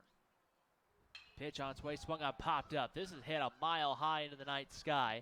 Going out is the shortstop Steer, who's going to make the catch in shallow left field. And there's 1 gone here in the 7th. That ball in very shallow left field. If you're the shortstop, the infield fly rule was not called there. So if you're the shortstop Steer, you may think just a moment about letting that one fall because Beltran is at first and you'd like to get his speed out of there. But I think it was a good decision by Steer as on that outfield grass and far away from second base. You just don't know. It's a very risky play. So I think he made the right play. With 1 gone, here's Alexander Marco. 2 singles on the night for Marco to go along with a walk and a line out. Walker checks the runner, comes in. That one low for a ball, and it's 1 ball and no strikes to Alexander Marco. Walker out of Fresno, California, Clovis North High School. George Horton in Oregon has recruited guys within the state of Oregon. He's gone to some very interesting locations within Oregon to go get a couple of these places, or get a couple of these players. The 1-0 pitch gets in there for a called strike. One of the places he went to get was to get a freshman catcher from Powell Butte, Oregon, at Crook County High School. There's not, I wouldn't imagine a lot of college coaches going to the outer areas to recruit college players, but both George Horton and Pat Casey, the former coach up at Oregon State, recruiting very heavily in the Pacific Northwest. The 1-1 pitch misses low and inside for ball 2. 2 balls and a strike on Marco. Well, Marco, again, coming up in a big situation here. He came up with 2 outs with 2 men on in the 5th. Came up with a 2 RBI single to tie the game at the time. And the 2-1 pitch to Marco. He checks his swing. That one missing inside, ball 3. And the count moves to 3-1, and now a great hitter's count here for Alexander Marco. You don't need a 3-run homer. You would love it, but nonetheless, you would take a base hit just to keep this inning going and putting the pressure back on the Ducks. Yeah, Marco's swinging the bat so well right now. Here's the 3-1 pitch. Walker ready to go, checks the runner. Out at second, takes a second look, comes home. Marco lines this one foul down the line into the Utah Valley bullpen. And now the count runs full, 3 balls and 2 strikes on Alexander Marco. Yeah, Marco jumping on the knee-high fastball there, but out in front. But now it's interesting, Ryan. 3-2 with 1 out. We'll see if Eric Matson sends the runners, gives him a head start. With the tying run at the plate, I would think he would lean to not doing that, but we'll see. It's also risky because you have a chance to have an easy throw out of one of your base runners. They don't get a good enough jump. The 3-2 pitch, Marco sends it foul, back to the screen, 3 balls and 2 strikes. But with a hitter like Alexander Marco, who hits well for average, puts the ball in play, doesn't strike, has 21 strikeouts this year, but sometimes putting the game in motion, we've seen where that can quickly change the course of a ball game. And right there, Brett Walker challenging him with another fastball, belt high. We'll see if maybe he goes low and out, low and away here. Here's the 3-2 pitch to Marco on its way. He swings and pops this one up, sends it foul. We'll do it again. It's a good pitch, another fastball, but this one below the knees, and as you said, low and away. And a nice job by Marco to spoil it, but a very nice pitch by Walker. If you're Marco, there isn't a whole lot you can do with that pitch. Drew Sims waits on deck for Utah Valley. 1 out in the bottom of the 7th. 10-7 lead for Oregon. The tying run is Alexander Marco at the plate for Utah Valley. Here's the 3-2 pitch on its way, and that's low, ball 4, and the bases are loaded. Kind of a risky take there for Marco, but there it pays off. And the bases are full of Wolverines, and here's Drew Sims. And we have seen Marco in the past swing at a pitch like that. Low, but close on another fastball from Walker. But as you said, he's swinging the ball seeing the ball so well right now that he was able to decipher that, see it as a ball, and now the bases are loaded. And sometimes those close pitches, I never hold it against a hitter because those close pitches sometimes are 50-50 whether they're ball 4 or strike 3. Here's Drew Sims now. Sims has been hit by a pitch, singled, and a couple of groundouts tonight for the Wolverine catcher. And the pitch, Sims swings and lifts this one high into shallow right field. Coming in and making the play is Smith. The runner will not be able to tag, and now with 2 outs, you put a lot of pressure here on Mick Madsen with the bases loaded. Yeah, just an unproductive out if you're Sims.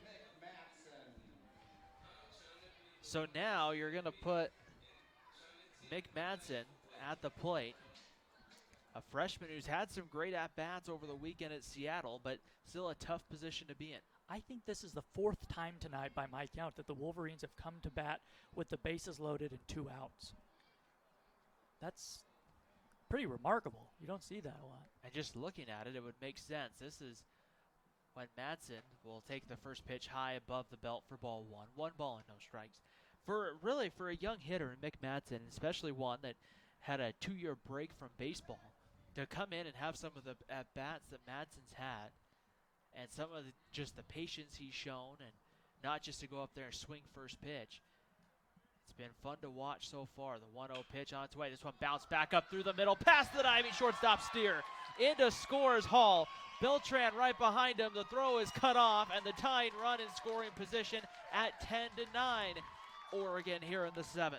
You said it, Ryan. Not an easy spot for the freshman, but he is cool, just lining that low liner up the middle. And again, it's a ball game.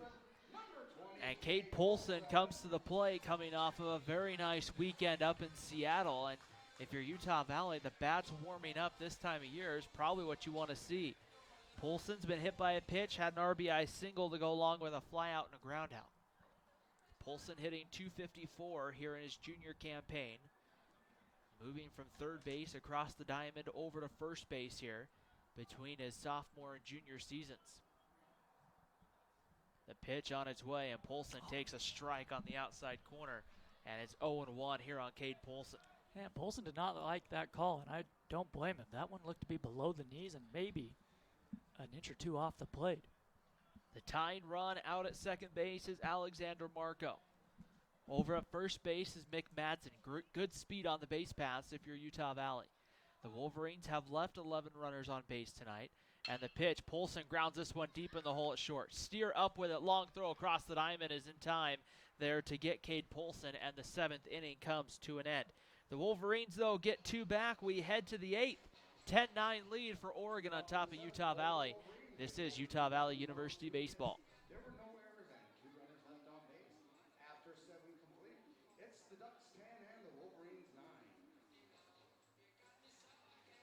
Hey fans, WCF Insurance has insured Utah employers since 1917 and is the largest workers' compensation insurer in the state. WCF Insurance, your partner in workplace safety. Be careful out there.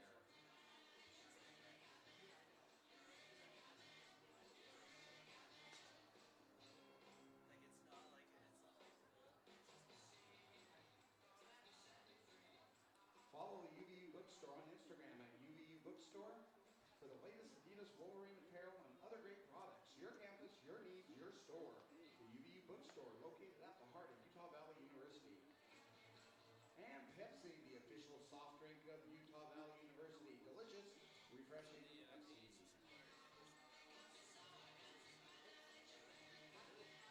Top of the 8th inning here in Orem, Utah. It's a 1-run lead for the Oregon Ducks over the Utah Valley Wolverines, as it will be the shortstop Spencer Steer, the former draft pick. He was drafted before coming to Oregon. He'll stand in, and here with the play-by-play is our partner in the booth, Jordan Bianucci. Jordan. Thank you, Ryan. Carrillo back out on the mound. He is facing the meat of the Duck order as the ball misses up high, and it's 1-0. Steer with 2 singles tonight, 2 RBIs, 1 for 3 officially. He's also been hit by a pitch as he takes the ball low and away, 2-0. Well, if you're Carrillo, you can understand him not wanting to just groove one here, but no free passes. That's the mantra, at least in the booth. There's a line drive base hit into center field, and you'll take that. Hey, make him earn it. That's a good-looking hit, but a leadoff man on for Oregon. Now batting for the Ducks, first baseman number 12, Gabe Matthews. So here is Matthews. He's had a tremendous night. A 3-run home run back in the 2nd. He has 4 RBIs tonight. A left-handed hitter. 10-9. Oregon looking to lengthen that lead. Steer at first base has stolen 4 bases this season. He has not been caught. The pitch, a fastball, just misses off the outside, ball 1.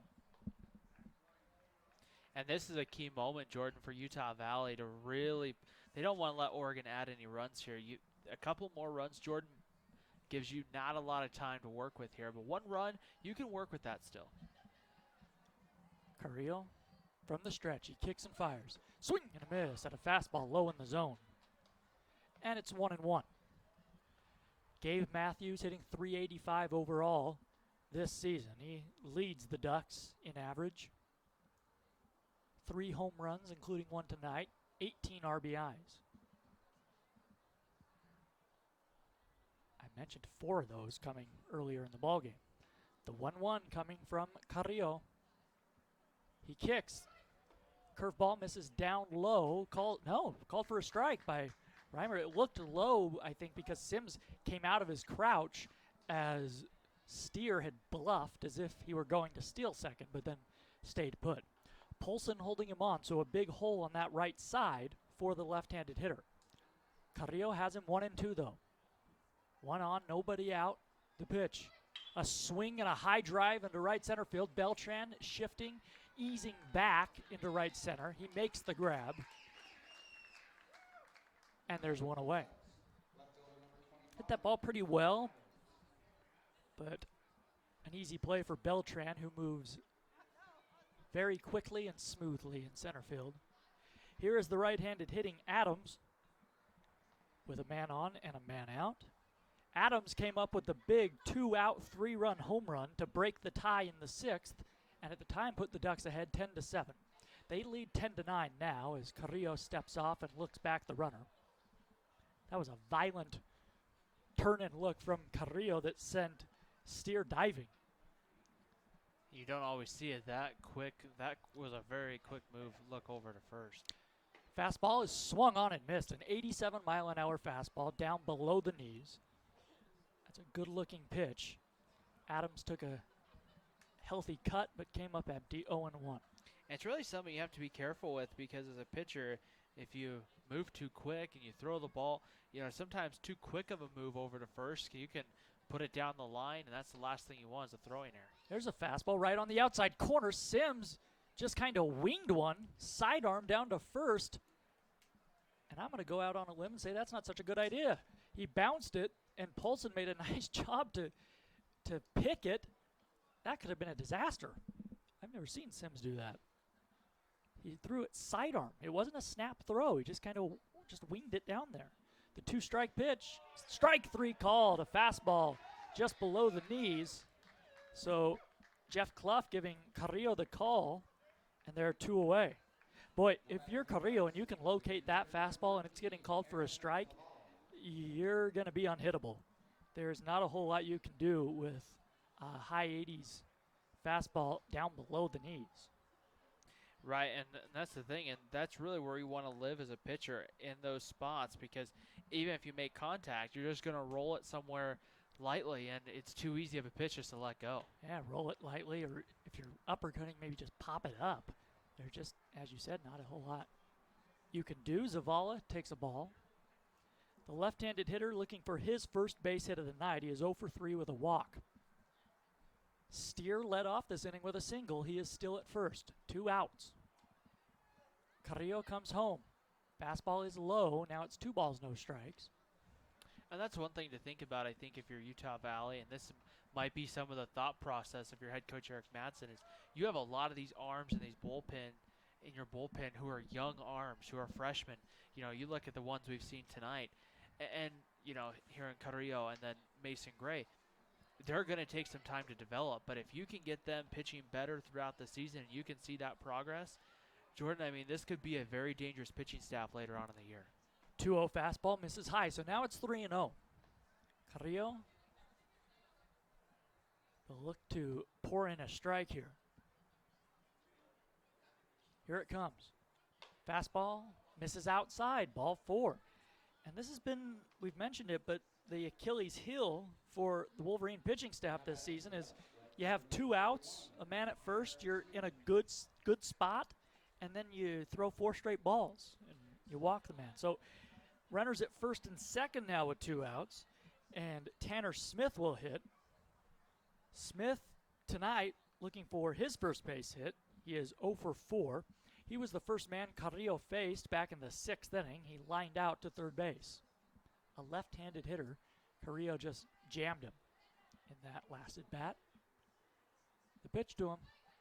Curveball taken for a strike at the knees. I don't think Smith was looking for the deuce, and it's 0-1. 10-9, Oregon leading Utah Valley in the top of the 8th inning. 2 men on, 2 men out. Smith hitting .254. Even stance from the left side, bent at the knees. Carrillo set, the big leg kick. Another curveball and a beauty right there on the outer portion of the plate. Just that. It's not 12-6, really 10-4, something like that. But boy, what a good-looking curveball. 0-2. Carrillo does not need to throw a strike here. Wants to just tempt the left-handed hitter. Fastball comes inside, and it's fouled off the ankle or foot of Smith, and it's still 0-2. Carrillo missed his target there. Sims wanted that one low and away. Instead, it came down and in.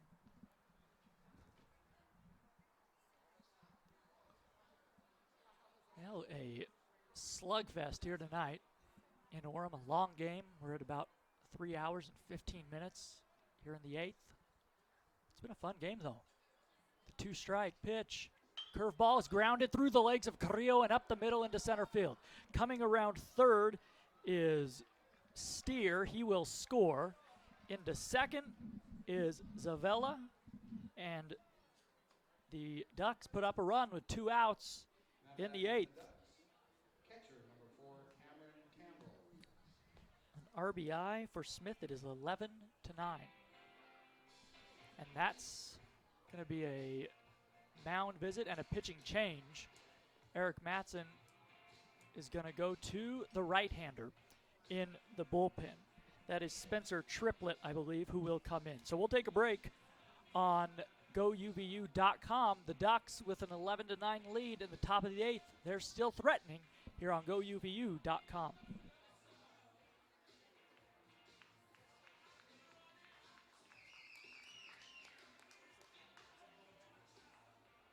Attention Wolverine fans, now on the mound for your Wolverines, number 16, Spencer Triplett. 11 innings, allowed 16 hits, 12 runs, 11 earned, 6 walks to 3 strikeouts. Opponents hitting .340 against the right-hander, who's faced 47 batters this year. And now Jordan just looking to try to get that final out of the inning. 1 run in for Oregon's not bad here. It's still manageable in the 8th and 9th, but really you start getting another couple of runs on the board, and this one might be blown wide open. Indeed, so a big spot for Triplett. Triplett working from the stretch with 2 men on. A right-handed hitter, Campbell, looking for his second hit of the night. He doubled back in the 2nd inning. Breaking ball misses down and away, ball 1. The last time we saw Triplett was against BYU on the 19th. He went just a third of an inning, gave up 2 runs. So he's looking to get back on track here. The 1-0 offering. A fastball misses high, ball 2. Campbell scorched one down the third baseline in that 2nd inning, as I mentioned, for a double. He came around to score in that inning, and that was the big inning for Oregon. They put 6 runs on the board. 1 run in so far here in the 8th. Fastball misses down and in, ball 3. On deck is Fromke. Came in as a defensive replacement in the last of the 7th inning, so he has not hit yet in this ball game. The 3-0 pitch from Triplett checks the runner at second, now comes home, and a fastball's taken. Wow, that looked to be at the belt, strike 1, but Jeff Clough disagrees. Ball 4, and the bases are loaded. Jeff Clough has been a little inconsistent tonight. We've seen that pitch called for a strike. And the tough part with that as a hitter is you don't really know what to let go, what to swing at. And as a pitcher, Jordan, you feel like you're going to hit the spot every time for a strike, and then if it's 50-50, it kind of forces you to come in more. Fromke takes a ball up and in, and it's 1-0. So Triplett needs to find the strike zone and fast. Fromke's hitting .250. He is 4 for 16 on the season. 3 RBIs, no home runs. Bases loaded. Fromke out of Round Rock, Texas. There's a fastball poured in there for strike 1. 11-9 Ducks. Top of the 8th inning. Triplett and Utah Valley trying to keep this close. Keep it a winnable game. The Ducks trying to open it up. The 1-1. Curveball misses low and away. And a borderline pitch. And it's 2-1. Sims has been a little animated at times behind home plate, and it's relative. Sims is not, waving his arms or anything, but just his body language. He thinks those pitches are strikes, and that's the second time I've seen tonight where he's kind of held that ball there for a second to let Jeff Clough know that he thinks that should be a strike for his right-hander. And right there, you think of it, Drew Sims as a catcher would have a pretty good idea being back there all night where the strike zone for Jeff Clough has been. And, he also has a really good angle about where that pitch crosses the plate or not. The 2-1 is a fastball that jams Fromke. He fouls it off to the right, and the count is even at 2-2. Of course, Jeff Clough would say, well, I'm the umpire. I have a pretty good view, too. I don't know if Jeff Clough would give you a snarky answer like that. If I were an umpire, I would. No, I've talked to Jeff a couple of times, and Jeff's a really nice guy, so probably wouldn't. I wish you would. I think we deserve it. The 2-2. Triplet, a fastball. Ooh, just misses outside. That may have been a ball, but a very close pitch. So now the count is full. 3-2, bases loaded. Nowhere to put Fromke. 2 outs in the inning. Triplet peers in for a long time. Now he kicks and fires. Fastball up high, ball 4. Not close. A run comes in. It is 12-9 Oregon. Fromke picks up RBI number 4 on the season, and that hurts. And we'll have another pitching change. Utah Valley will make the change here in the top of the 8th inning. 2 runs in for Oregon. We'll take a break. Bases still full of Ducks. We're coming back on GoUVU.com and the WAC Digital Network.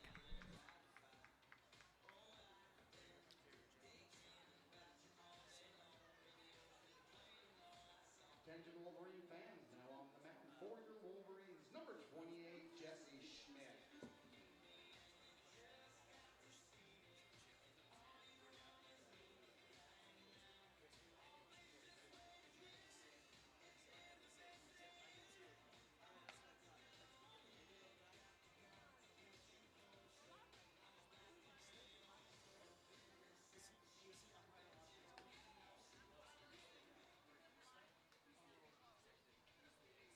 It's number 28, Jesse Schmidt.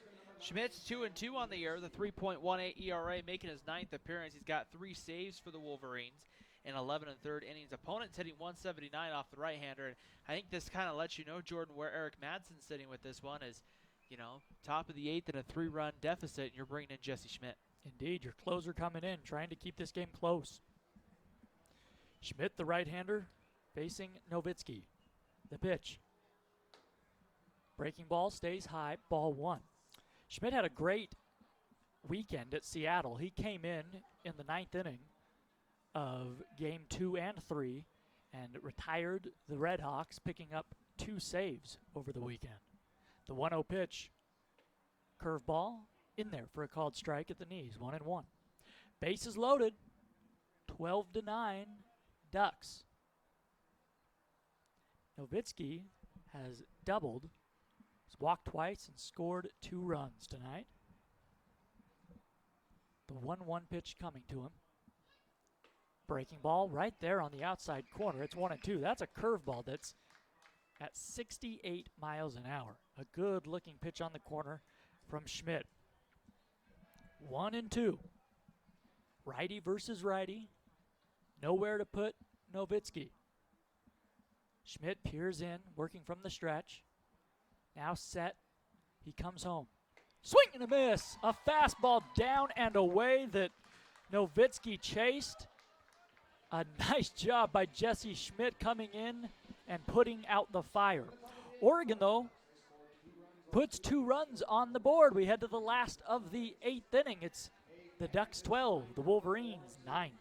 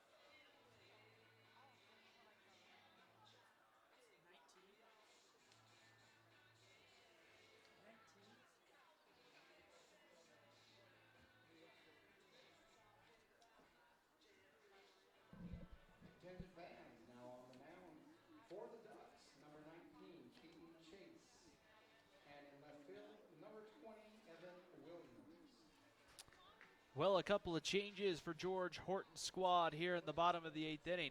There's a new pitcher on the mound. It is going to be number 19, Keaton Chase. Chase on the year's 2-0 with a 2.57 ERA and 11 appearances. He's gone 14 innings, allowed 9 hits, 5 runs, 4 earned, 10 walks, 9 strikeouts. Opponents hitting .209. Also a new left fielder is Evan Williams will come in the ball game. And Jake Plakis will lead it off for Utah Valley, Jordan. And this is where Utah Valley has a little bit of pressure, Jordan. You think maybe a run or two here in the 8th would be really helpful. It sure would. You don't want to go into that last of the 9th trailing by 3 or more runs. So Plakis, the right-handed hitter, facing Chase.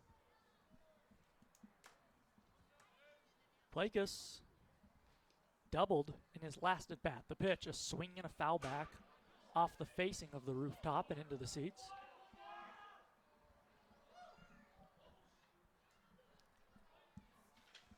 So 0-1. And now the race is on for the baseball. that they ultimately are supposed to return to the dugout. You know what? They've stuck around this long. You get to keep that baseball. I declare it. I decree it. There's a strike taken by Plakis, and it's 0-2. Are you kidding me? 3.5 hours in, that's your baseball, buddy. And I'm kind of surprised in a way. 3.5 hours in, there's still as many people as there are here at the ballpark tonight. Usually you start to see attendance about 9 o'clock, start to taper off, and a lot of kids still at the ballpark here. Ball in the dirt, 1-2 to Plakis. A lot have left here on a weeknight, on a school night. The official attendance was 2,090. The most fans that have been out here at UCCU Ballpark this season. It just goes to show you on Orem City night, if it's warm, oh, they're coming out in droves. The 1-2 pitch to Plakis. Down in the dirt. A check swing on a peel to first base. Blake Jensen says he did not go around.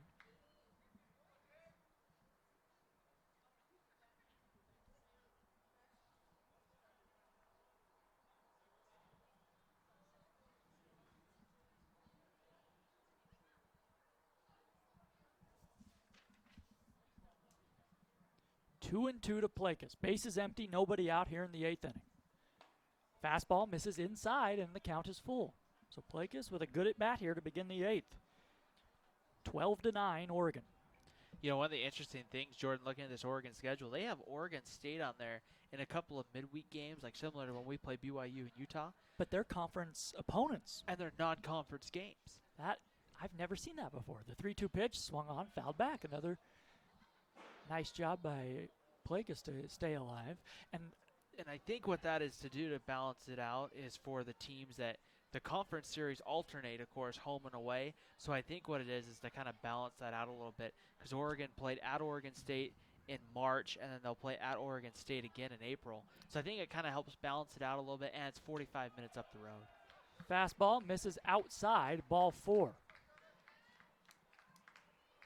It's a great idea, because with those schools so close, you want to give the fans of one school every year the chance to come out and see the rivalry game, the Civil War, in their home ballpark. And so I love that. Well, when you think of, too, what it does in like an RPI case, what it does is it strengthens your schedule, because now it puts a couple of extra games on schedule against teams that are top 10 RPI, and it just kind of opens it up. I'm just imagining what it'd be like for us to say, hey, let's play New Mexico State on a Wednesday night. Well, yeah. Or, something like that, for example. The pitch to Howell, he shows bunt, pulls it back, takes a ball down low. It's 1-0. How long is the drive from Corvallis to Eugene? That's the difference. 45 minutes. Yeah, it's not. Depending on which way you go, you can take like the main interstate I-5 up and then cut over, or you can go up kind of like through all the small towns and take the scenic route 99, which is a nice drive. But I'm always an I-5 to, I think it's Highway 20. I think I pegged you as a I-5 guy when you came in here. Ground ball up the middle. This could be 2. Shortstop Steer has it, steps on the bag, goes to first, 2. And just like that, that's a rally killer. 6-3 unassisted double play. 2 away, base is empty. That's a particularly bad double play ball because you have the heart of the top of the order coming up if you're the Wolverines. Well, I'm looking around at the schedules to see, say, if UCLA played SC more than 3 times this year, and they do. They played at Dodger Stadium earlier this season. So. And that's a big-time game with those two. When I made that trip out to USC for the opener a year ago, and they were talking about UCLA versus, that was a big series, this big game already being talked about in Dodger Stadium during that time. Ball 1 outside to Hall. 1-0. The pitch, a swing and a foul off and to the right. 1-1. 12-9 Ducks. We're in the last of the 8th. Base is empty, 2 outs. It would be fun. I mean, if the Wolverines, for instance, you go to Colorado to play Northern Colorado, you get to play a game at Coors Field, or that would be neat. I don't think it's going to happen, but it's a good idea. This booth is full of good ideas that don't happen. Here's a ground ball foul down the third base line. 1 ball, 2 strikes to Hall. Hall doubled in his last plate appearance. He scored a run at the time that brought the Wolverines within 1 run. But the Ducks put 2 on the board in the top half of this inning. We have a nice giant blank wall over here behind you, Jordan. We'd almost start putting sticky notes up with all of our great ideas. It's the idea wall, my friends. I got plenty of them. As Michael Keaton says in Night Shift, the wildly popular film from the 80s, I'm an idea man. Swing and a miss here by Hall, and the inning is over. A nice job by Chase coming in out of the bullpen for the Ducks. We head to the 9th. 12-9 Oregon. It's Utah Valley Baseball on GoUVU.com. Pepsi, the official soft drink of Utah Valley University. Delicious, refreshing Pepsi. And fans for cozy hotel featuring free Wi-Fi and bright side breakfast. La Quinta is conveniently located just off I-15 at University Parkway. Wake up on the right side with every stay at La Quinta. And Wolverine fans, join the Wolverines here at UCCU Ballpark this Friday as UVU baseball takes on Grand Canyon in the first game of a 3-game series. For tickets, visit gouvu.com/tickets. Stop by the UCCU Ballpark ticket office anytime.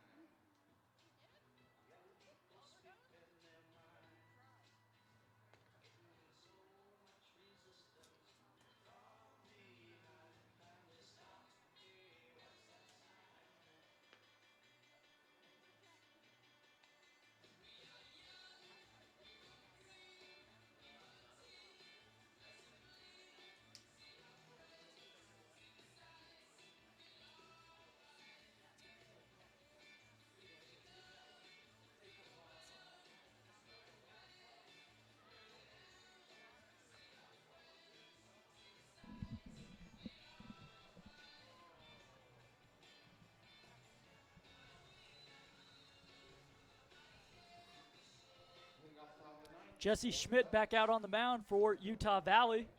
He will face 2, 3, and 4 in the top of the 9th.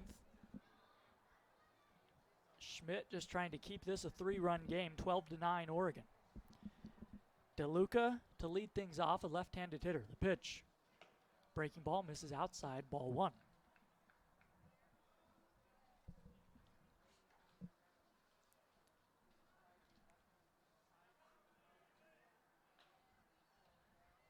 The 1-0. Curveball. Down low. DeLuca offered at it, but he held up. 2-0 to the left-handed hitter who has an RBI tonight. He picked up the RBI when he was hit by a pitch with the bases loaded in the 2nd inning. He does not have a base hit. There's a liner down the right field line, a foul. There are 2 right-handers getting loose in the bullpen for Oregon. After this, Oregon will just make the 45-minute or so bus ride up to Salt Lake City. Have the day off tomorrow, I believe, and then take on the Utes Friday, Saturday, and Sunday. Backhanded at second base by Hall. A throw to first, and they get him. A nice play by Cody Hall moving to his right.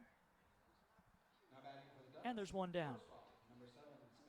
The Utes, of course, play at Smith's Ballpark, the home of the Salt Lake Bees, the AAA affiliate of the Los Angeles Angels. The Wolverines will head up to Salt Lake in a couple weeks. The first pitch to the right-handed hitting Steer is dribbled back to the pitcher. Schmidt bobbles it, now picks it up, throws to first just in time. And quickly there are 2 away in the Duck ninth. First baseman number 12, Gabe Matthews. Here is Matthews, the left-handed hitter, with 2 down and the base is empty. The Wolverines will meet Utah on April 16th, a Tuesday night. Of course, we'll have that for you here on Go UVU. You've never made the trip up there with us to Salt Lake City. Is it gonna? What are you, too good for us? Is it gonna happen this year? The travel's just too far for me, you know. It is daunting. I mean, it just gets, you know. Hey man, listen. Here's the first pitch to Matthews. It misses outside, ball 1. 2 outs, base is empty. 12-9 Ducks. You hop on the front runner. Orem Station right here. Okay.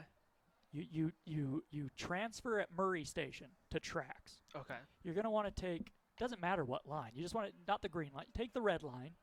Right. 13th South, ballpark stop, you're there. Ball misses, 2-0 now to Matthews. Sounds like too much work. I'd probably end up taking the green line to like West Valley and calling you and going like, Jordan, I'm lost. Yeah, and I'm going, hey buddy, it's 5 minutes till first pitch. You're on your own. Here's a fly ball into left field. Plakas makes the grab, and Schmidt retires. The Ducks in order. Last chance for the Wolverines. We head to the last of the ninth. It'll be the heart of the order. Beltran, Eastburn, and Marco due up here on GoUVU.com. Fans, put your caps on because it's time for the Jamba Juice Cap Rally. Fan of the game photo contest. Take a picture wearing your rally cap and post it to social media using hashtag GoUVU. To be entered, win a free Jamba Juice. The best and most creative photos will win. So start snapping pics now. The Jamba Juice. Making his 10th appearance. He's got no saves. He's got 11 and a third innings, 8 hits, 6 runs, 5 earned, 11 walks and 10 strikeouts.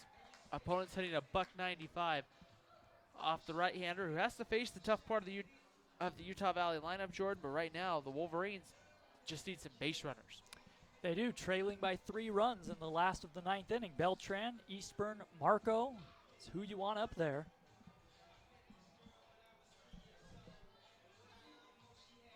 Beltran tonight has gone hitless. He's been on base 2 times, scored 2 runs though. Walk, hit by a pitch. Hit the ball hard. Particularly in the 5th inning, he flied out to deep left center field. So, righty versus righty. Here we go, 12-9 Oregon. In a game that has nearly lasted 4 hours in a slugfest tonight. But a good game. Fastball right there at the knees on the outside corner at 91 miles an hour. Strike 1. I had that as a strike. The scoreboard says that's a ball. I thought he signaled strike, but maybe it looked pretty good. Perhaps the 1-0 pitch misses outside for ball 2. So 2-0. And he's not correcting it, so yeah, it must be 2-0. So but that's one of those calls. I thought with Jeff Clough tonight, I thought that first one might have been at the knees on the outside. It looked pretty good. But maybe a little off the plate. The 2-0, that one's right there on the inside corner at 88 miles an hour. 2-1 to Beltran. Beltran's average down to 322. It's funny to say down to 322, but he's been hitting so well the past 4 weeks or so. And he's cooled off a bit. The 2-1 from Cifatelli, Ball misses down and away, 3-1.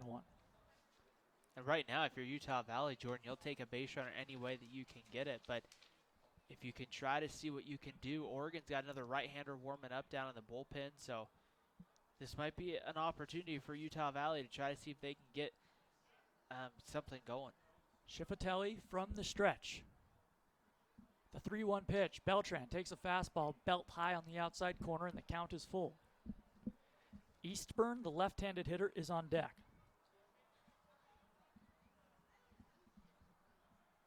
So another good at-bat here from Beltran, working the count full.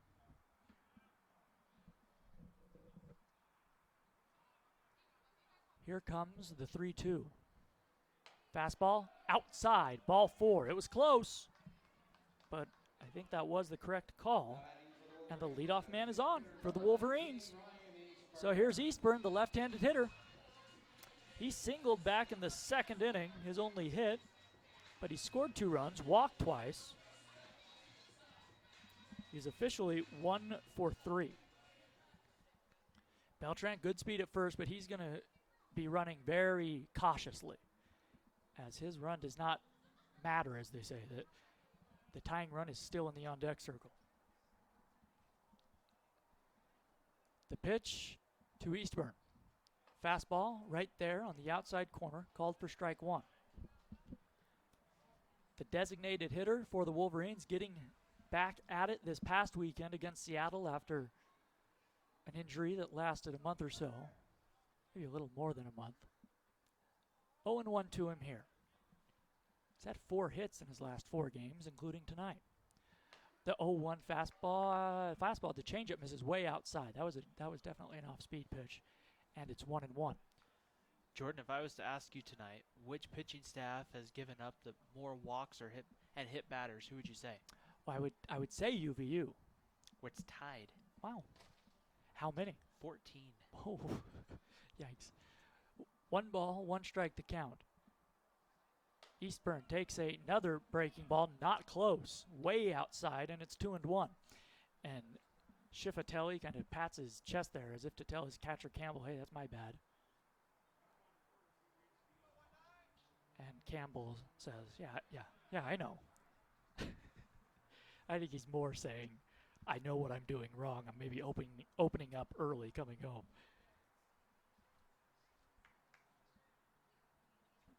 One man on, nobody out. The Ducks nursing a 3-run lead in the 9th. Schifatelli with the 2-1 offering.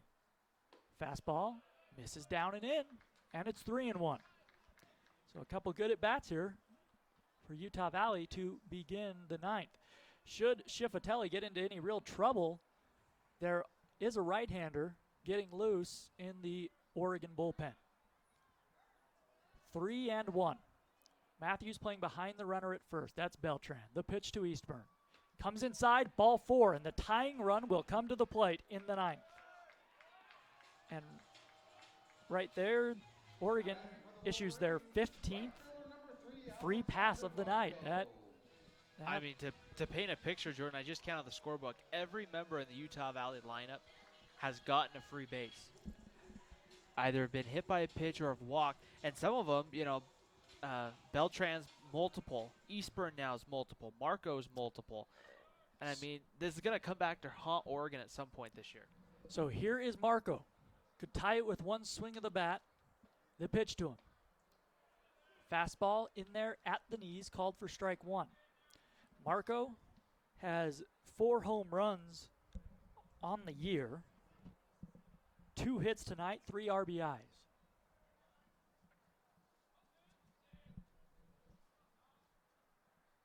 The 1-strike pitch from Schifatelli. The offering in there at the knees for a called strike 2. 91 miles an hour on the corner, and Marco thought that was a little low.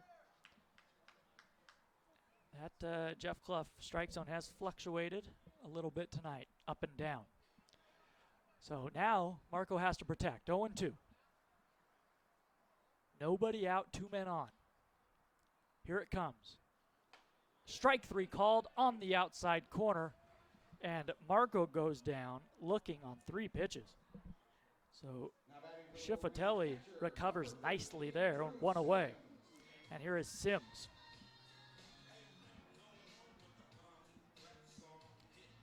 Well, that's what you needed if you're Schifatelli after walking the first 2 batters and allowing the tying run to come to the plate. Just really the worst thing you could have done. So he gets 1 out. Here is Sims. Still the Wolverines threatening, trying to tie it here in the 9th inning. Fastball misses down and away, ball 1. It's so interesting that, to me at least, as someone who hasn't played the game at a high level like these guys, that Schifatelli can look so good. Those 3 pitches were pretty close to perfect to Marco, and then missed so badly there, low and away to Sims. 1 ball, no strikes. Here it comes. Fastball misses high above the belt, 2-0. Sims this season does have 1 home run. He has been hitting the ball well as of late. He went 5 for 9 this past weekend up at Seattle. Tonight he has 2 RBIs, one coming off a single, the other he was hit by a pitch with the bases loaded. The 2-0. Here it is. A swing and a liner foul off to the right. And it's 2 balls and 1 strike. That fastball burrowing in on the hands of Sims. Mick Matson is on deck, another right-handed hitter. And Oregon's got Ryan Nelson, the junior right-hander, warming up down in their bullpen here, just in case this one gets interesting. The left fielder, Williams, is playing very deep in left and shaded toward left center. The 2-1 to Sims. Fastball outside, ball 3. Yeah, we talked about a couple of those hitters tonight, Jordan, making those adjustments from freshman year to sophomore, the underclassmen to upperclassmen. Drew Sims is another one that there's a lot of pitches I'm seeing Drew Sims lay off this year that last year it was a straight swing. And that's just another great sign in his progression. Sims represents the tying run. 2 men on, 1 man out in the 9th. The 3-1 pitch. A fastball is fouled back to the backstop. A challenge there from Schifatelli, and Sims was on it, and the count is full.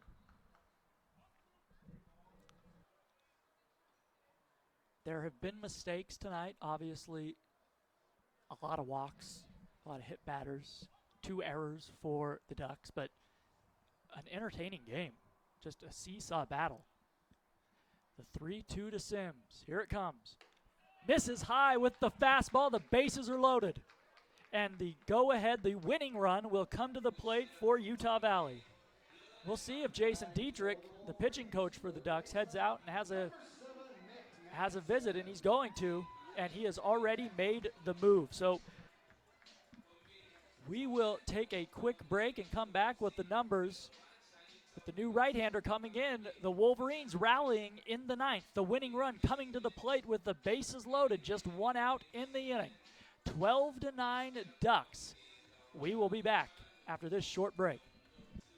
Bottom of the 9th inning here in Orem. The Wolverines have made this one interesting here. They have loaded the bases with 1 out in the inning. And the new pitcher will be Ryan Nelson, who's 1-0 on the year with a 4.94 ERA. Making his 7th appearance. He's got 4 starts for the University of Oregon. No saves. He's gone 31 innings, allowed 30 hits, 18 runs, 17 earned, walked 17, struck out 44. Pitcher's hitting 250 off of him. And so this, I think, Jordan, might be letting you know how important this game is to George Horton and the Ducks, that they're going to go to a guy who's mostly been starting this year, including a start against Arizona State late last week. I mean, this has to be an important game for the Ducks right now, right? Oh, you bet. They don't want to blow 2 leads 2 nights in a row. Last night they gave up the big 5-run 8th to the Cougars at BYU, and they do not want to see another lead disappear tonight in a game that they are still somewhat in control of. We're going to have a pinch runner at first. It's going to be Vargas coming. Is that Vargas coming in to run? It is. At first base for Sims, who is a slow runner. Vargas, a very fast runner, and he represents the tying run. Mick Matson will be the hitter. Bases loaded, just 1 out. 12-9, Oregon hanging on here. Boy, what a ball game it's been as we just approach 4 hours. Mick Matson, the freshman, the coach's son, singled in 2 runs in the 7th. From the stretch, Nelson throws. Outside, a fastball at 94 miles an hour, ball 1. The outfield deep all the way around. Williams in left, guarding against that alleyway out there. Any ball in the alleyway should score Vargas. The 1-0. Swing and a miss. A 92-mile-an-hour fastball. Center cut. And the count is 1-1 to Matson. And even Jordan, a ball down the line right now with how far they're playing in left field. One down that left field line probably will score Vargas for sure. 1 out. Bases loaded for the Wolverines. Fastball taken at the knees for strike 2. This one at 93. And it's 1 ball, 2 strikes to Matson. Cade Polson is on deck.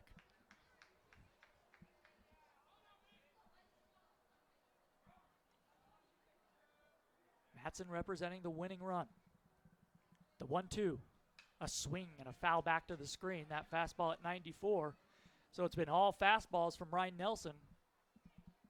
So far, nobody up in the bullpen. And I mean, I can see going fastball because I don't know how many fastballs Mick Madsen as a freshman has seen at 94. We'll see if he changes it up here and goes for something off speed. And now Nelson wants to run through the signs again. Okay, he's ready to go. From the stretch, he is set. The 1-2. Fastball. Matson tried to check his swing. He did not. He went around, said home plate umpire Jeff Clough, and there are 2 away. That's just a tough one to hold up on. A fastball, what was it, 92, 93 on the outside. So the freshman goes down. Last chance for Utah Valley. Here is Polson.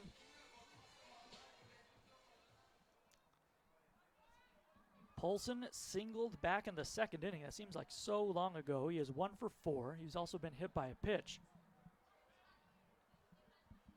The pitch to him. Fastball in there for a high strike, just above the belt. Polson does not like that call. 0-1. It is so tough to get around on a high fastball at 93 miles an hour. Bases loaded, 2 outs in the 9th. The Wolverines trying to come from behind. There's a strike on the inside corner. 94-mile-an-hour fastball, and it's 0-2. So Nelson has thrown nothing but the heat. And they've been good pitches. Now Polson has to protect. The Wolverines down to their final strike. Vargas the tying run at first base. Here it comes. Fastball called strike 3 on the outside corner. And the ball game is over. So Nelson comes in, the Wolverines strand, the bases loaded in the 9th, and Oregon takes the first ever meeting between the Ducks and the Wolverines. We will take a break on GoUVU.com and come back with the final totals and our post-game commentary after this. Once again, Oregon beats Utah Valley 12-9. We'll be back. UCCU Ballpark to kick it off. And also congratulations to Rachie Morgan. She is our Jamba Juice fan of the game. Everybody drive home safely.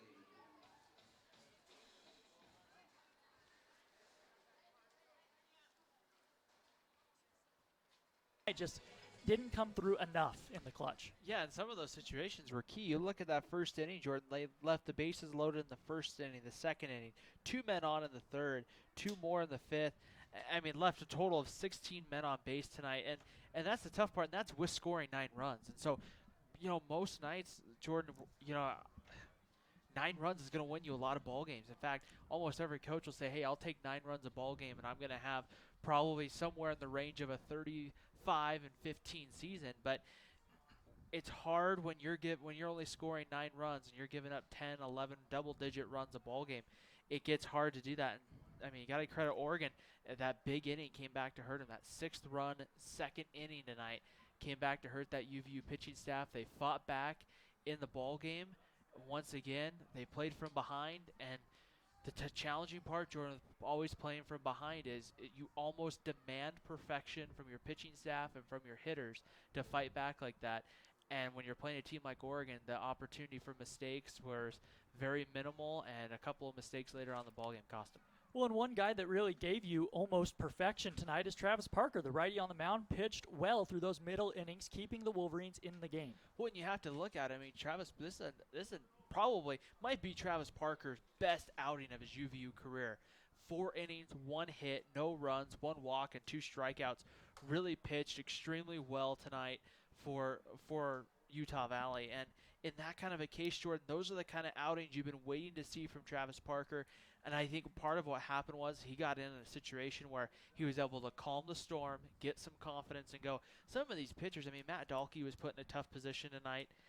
Cole Hostert was another one that, just got into kind of a tough position, and there just was no way of getting out of it. And that's challenging as a pitcher, especially when you're coming in, you're looking bases loaded. I have to make a perfect pitch. And it's just tough for Utah Valley. The good news is, Jordan, it's a non-conference game. You have a quick turnaround, and then you're right back into conference play with a very good Grand Canyon team this weekend. Yeah, and good for Travis Parker. He's had a rough year at times, and he pitched so well tonight. He is our Wilkinson's Trophy Player of the Game, the right-hander. With 41 years of experience, Wilkinson's Trophy is your place for awards, screen printing, embroidery, and name badges. Check out selections online at wilkinsonstrophy.com. And Ryan, as you mentioned, a big WAC series this weekend after the Wolverines went 2-1 up in Seattle. I think that got everyone excited again and thinking, because conference play, as we know, in the WAC, that's the season. And understand that Grand Canyon's a good team. Same thing with New Mexico State, but we saw New Mexico State, who's the preseason pick to win the conference. We saw them I think they took 2 of 3 to open the season. Grand Canyon, on paper, they've played some tough opponents, but that record's not to where we've seen previous teams for the Lopes. And so it's a series that if Utah Valley can get some things going their way and get pitchers to get back into that 4 or 5 run spot, this is a team that can put up some offense. They have a shot at winning that series, but Jordan, they got to do the little things correct, and they got to cut down on the free passes. Indeed. So let's take a look at the final totals tonight. Fuller gets the win for Oregon. He improves to 1-0, the first win of the year for him. Hostert gets the loss, the tough loss for Hostert, as he pitched well in that 6th inning, I beg your pardon, but gave up a couple walks and ended up giving up the 2-out, 3-run home run. That's what doomed the former Duck tonight. Nelson picks up the save. He was terrific coming in and striking out the 2 batters he faced in the 9th. He made quick work of the Wolverines there with the bases loaded. Oregon with 12 runs on 10 hits, 2 errors. They left 10 men on base. Utah Valley with 9 runs on 9 hits, no errors in the field, but they left 16 men on the base paths. That hurts. It's just tough to win a game when you leave 16 men on base. The time of the ball game was 4 hours exactly. The official attendance, 2,090, the most people that have seen a ball game here at UCCU Ballpark in 2019. A great crowd tonight. Oregon improves to 13-10 on the year. They head up to Salt Lake City to take on the Utes in a 3-game Pac-12 matchup. Utah Valley falls to 5-19. As we mentioned, they welcome in Grand Canyon this weekend for 3 conference play. Well, we hope you enjoyed the broadcast. Our next broadcast will be Friday night. Grand Canyon in town for Game 1, a 6 p.m. Mountain start here in Orem. We'll have that for you on GoUVU.com. Plenty of good seats still available. Warm weather expected, perhaps a little overcast at times, but should be really pleasant evenings and afternoons at the ballpark. So we hope to talk to you or see you then. For my broadcast partner, Ryan Pickens, I am Jordan Bianucci, bidding you adieu tonight from Orem. Utah Valley loses this one to Oregon. The Ducks 12, the Wolverines 9.